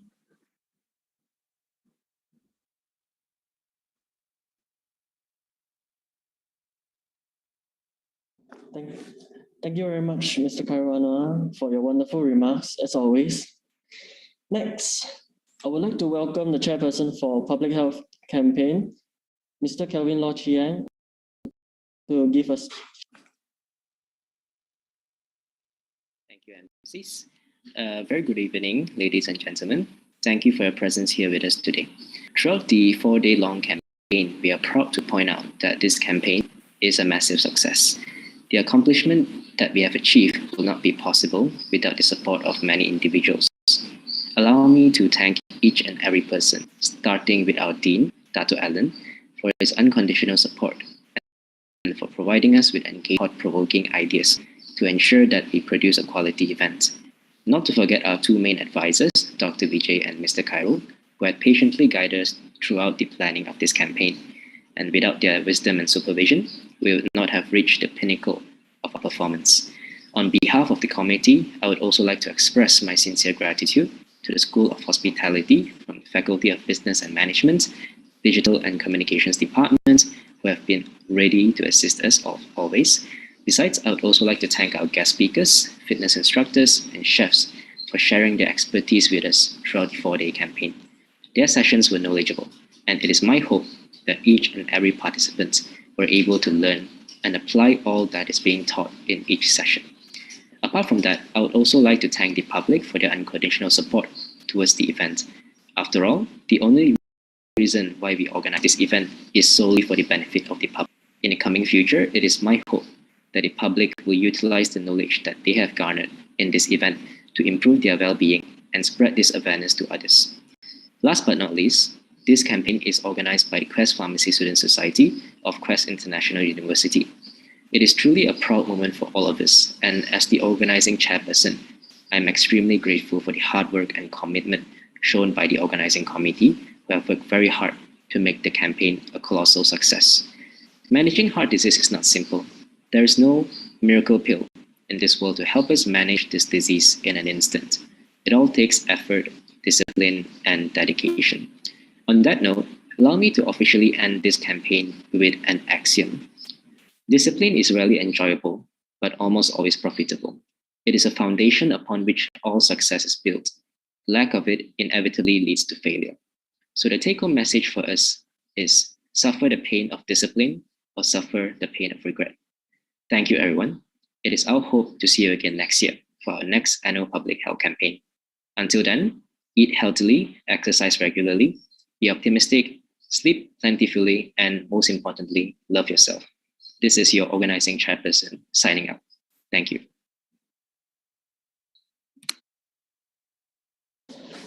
Thank you very much, Mr. Kelvin Law Chiang, for your inspiring speech. Now, Now, for waiting for. Now, for the moment that everyone has been waiting for, the prize giving ceremony for all the events that we have had over the past 4 days. We have various prizes up for grabs, especially during the lucky draw session, ranging from some of our merchandise as consolation and the smartwatch as the grand prize. I'm sure the audience can't wait any more long, so let's get lights rolling.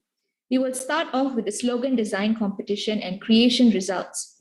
So the first winner of the slogan design and creation contest is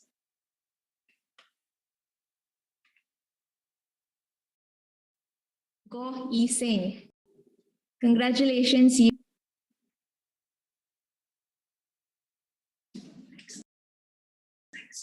Okay, the winner is Aaron Chang Yong.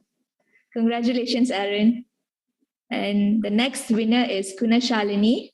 Okay, congratulations, Kuna Shalini. this is just a start. We still have Heart of the Cards and Artificial pre-event quizzes. Let's take a look at the winners for Heart of Cards, shall we? Coming from the second place, we have Pravina Nityanathan. Congratulations, Pravina. Now for the first place of the Heart of Cards. Dun, dun, dun.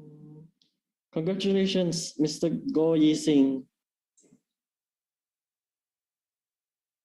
Now, let's move forward to the artificial. Coming from the second place, we have Mr. Chong Hui, Mrs. Chong Hui, congratulations, Ms. Hui. Now, for the first place in the artificial, we have Chu Fuxi. Congratulations, Fuxi.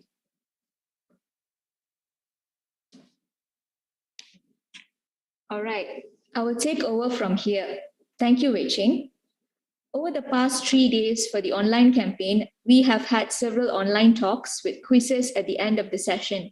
We are proud to announce that the winners for each quiz has been decided.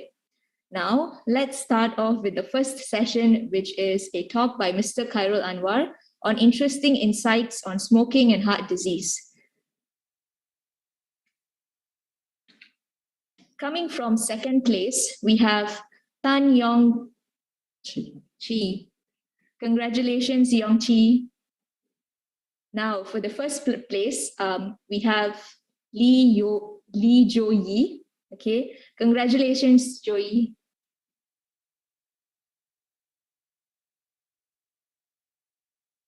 All right. Now let's move on with the second session, which is a talk by Dr. Doris George on heart health in the hands of cardiology pharmacists. Coming from the second place, we have Ajwat Asam. Congratulations, Ajwat. And now for the first place the first place would be Jesslyn Ng. Congratulations, Jesslyn.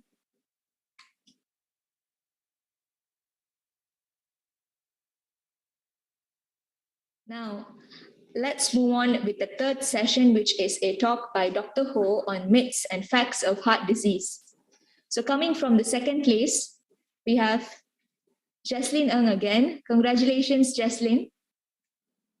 Now, for the first place, the winner is Dinesh. Congratulations, Dinesh. All right. Now, let's move on with the fourth session, which is a talk by Dr. Chin and Miss Lim, okay, on We Are What We Eat. So coming from the second place, we have ABC. So congrats, ABC. As for the first place, the winner is No, go back. Yeah. Who is the first place?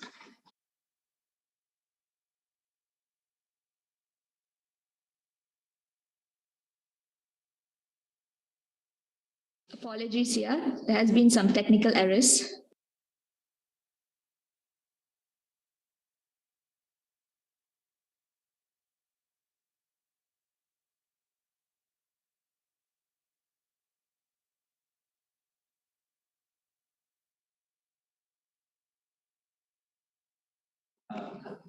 All right. There has been some corrections made. So for the second place, the winner is Koi Singh. And as for the first place, the winner is Dinesh. So congratulations to both of you.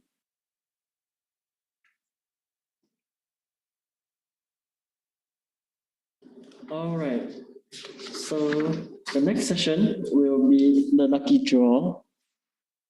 So from the slide screen for the lucky draw, we'll begin in a few minutes. In the meantime, while waiting for our technical team to present the slides, allow me to brief a little on the lucky draw prizes. We have 7 prizes up for grabs. And standing in the 7th place, we have our very own merchandises from PHC 2022 cap. At the 6th place, we have PHC 2022 mug. At the 5th place, we have PHC 2022 flask. At the 4th place, we have the air humidifier. 3rd place features a yoga mat. 2nd place features a power bank. And the grand prize will be a smartwatch. All right. If everyone is ready, let's get the wheel rolling, shall we? So give it a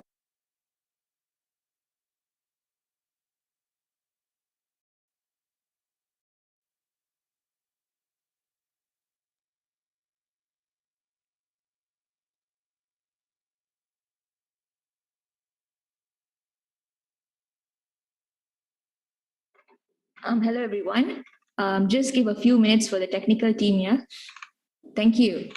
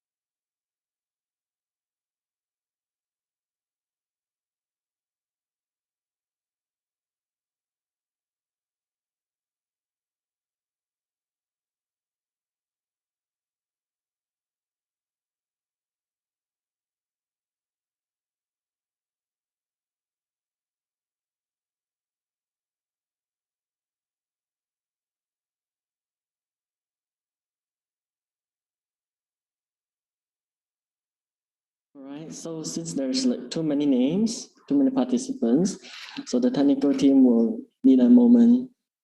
Sorry.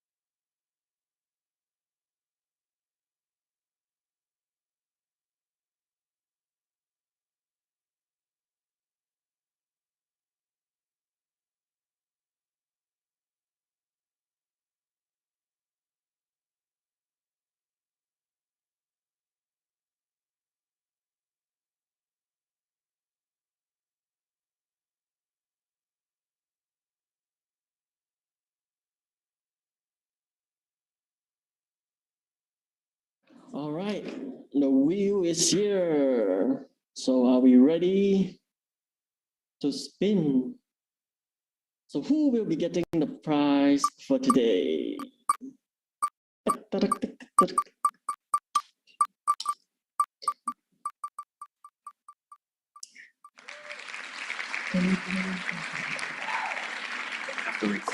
All right, congratulations. We have a winner, Che Wei Man. So what will Che Wei Man be getting for today?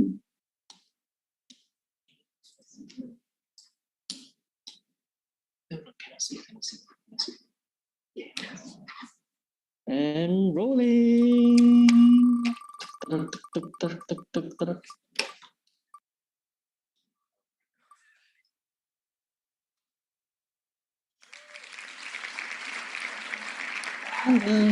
Second prize. Congratulations.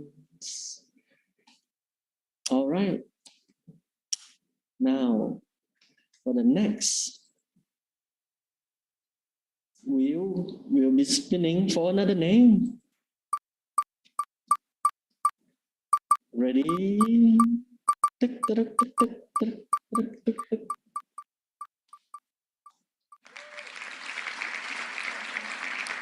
Congratulations, Kamini. So what will Kamini be getting for today? Certainly not the second anymore. Haha. All right. So let's get the wheel spinning.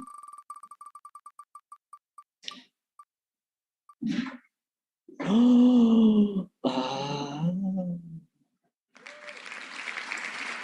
congratulations, third prize.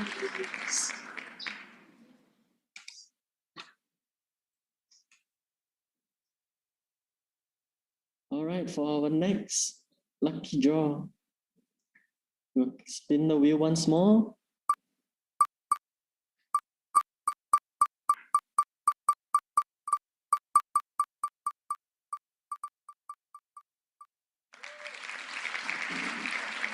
Congratulations, Li Xian. All right, so what will Li be getting today?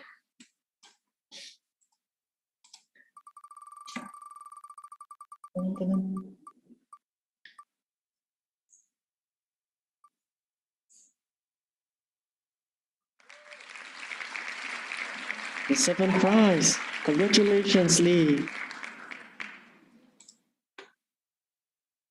So the next, let's spin once more for the next lucky draw.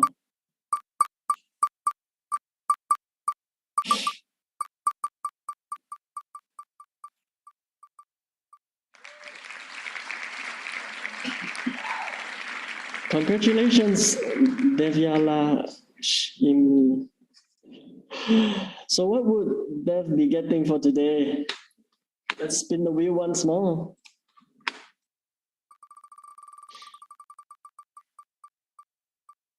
First, fourth, fifth, or sixth?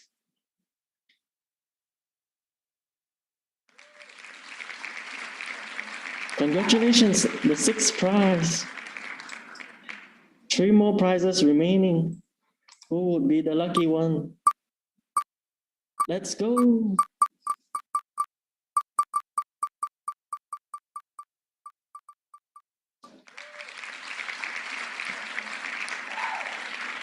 Fofana, congratulations. So what would you be getting today?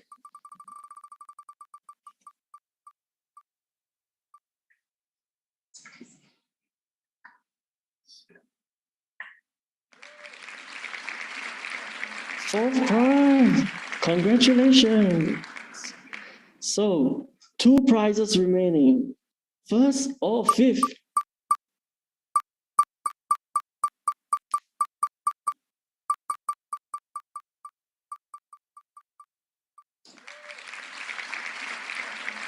Ken Trilling, congratulations. So would you be the lucky one to get the first prize? We shall see.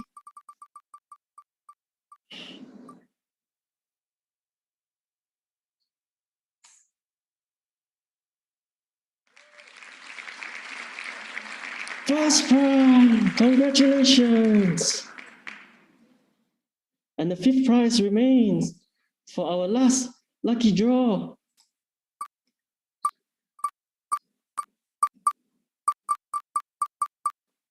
Oh.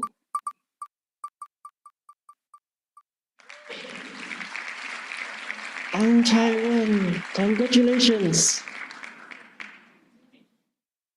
And that's all for our lucky draw. Thank you very much, ladies and gentlemen.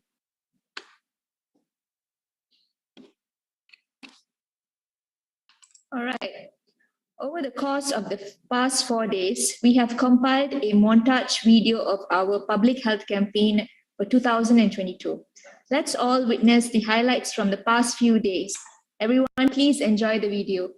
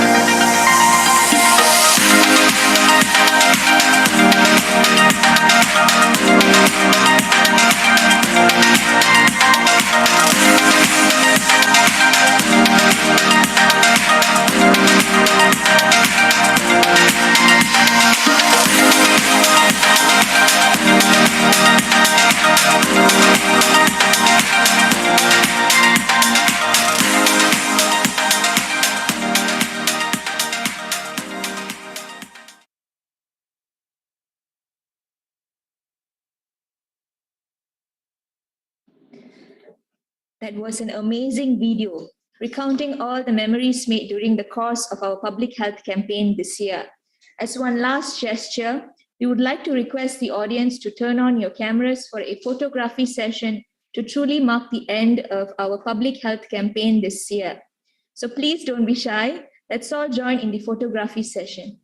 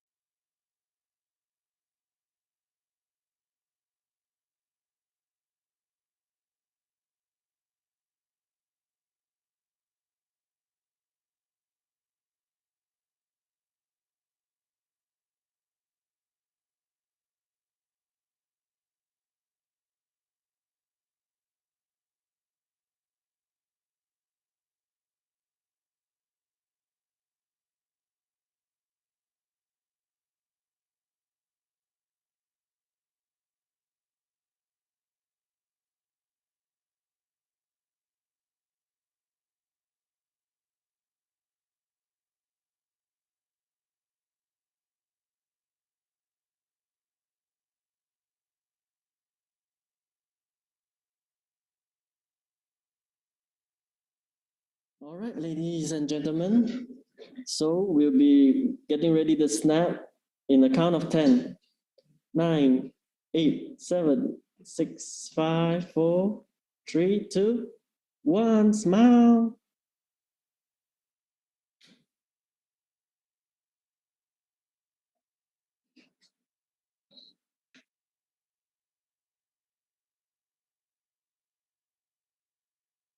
All right, thank you very much.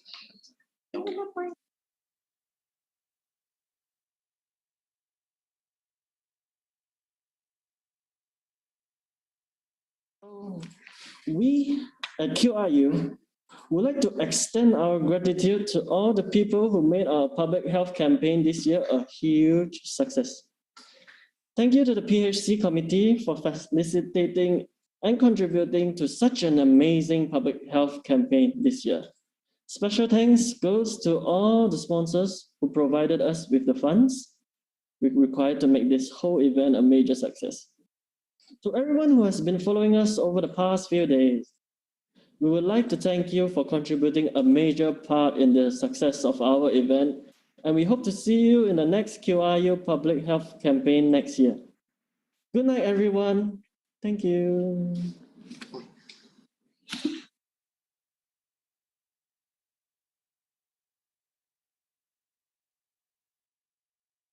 Ladies and gentlemen, once more, don't forget to register your attendance to collect your CPD and CCA hours. Thank you.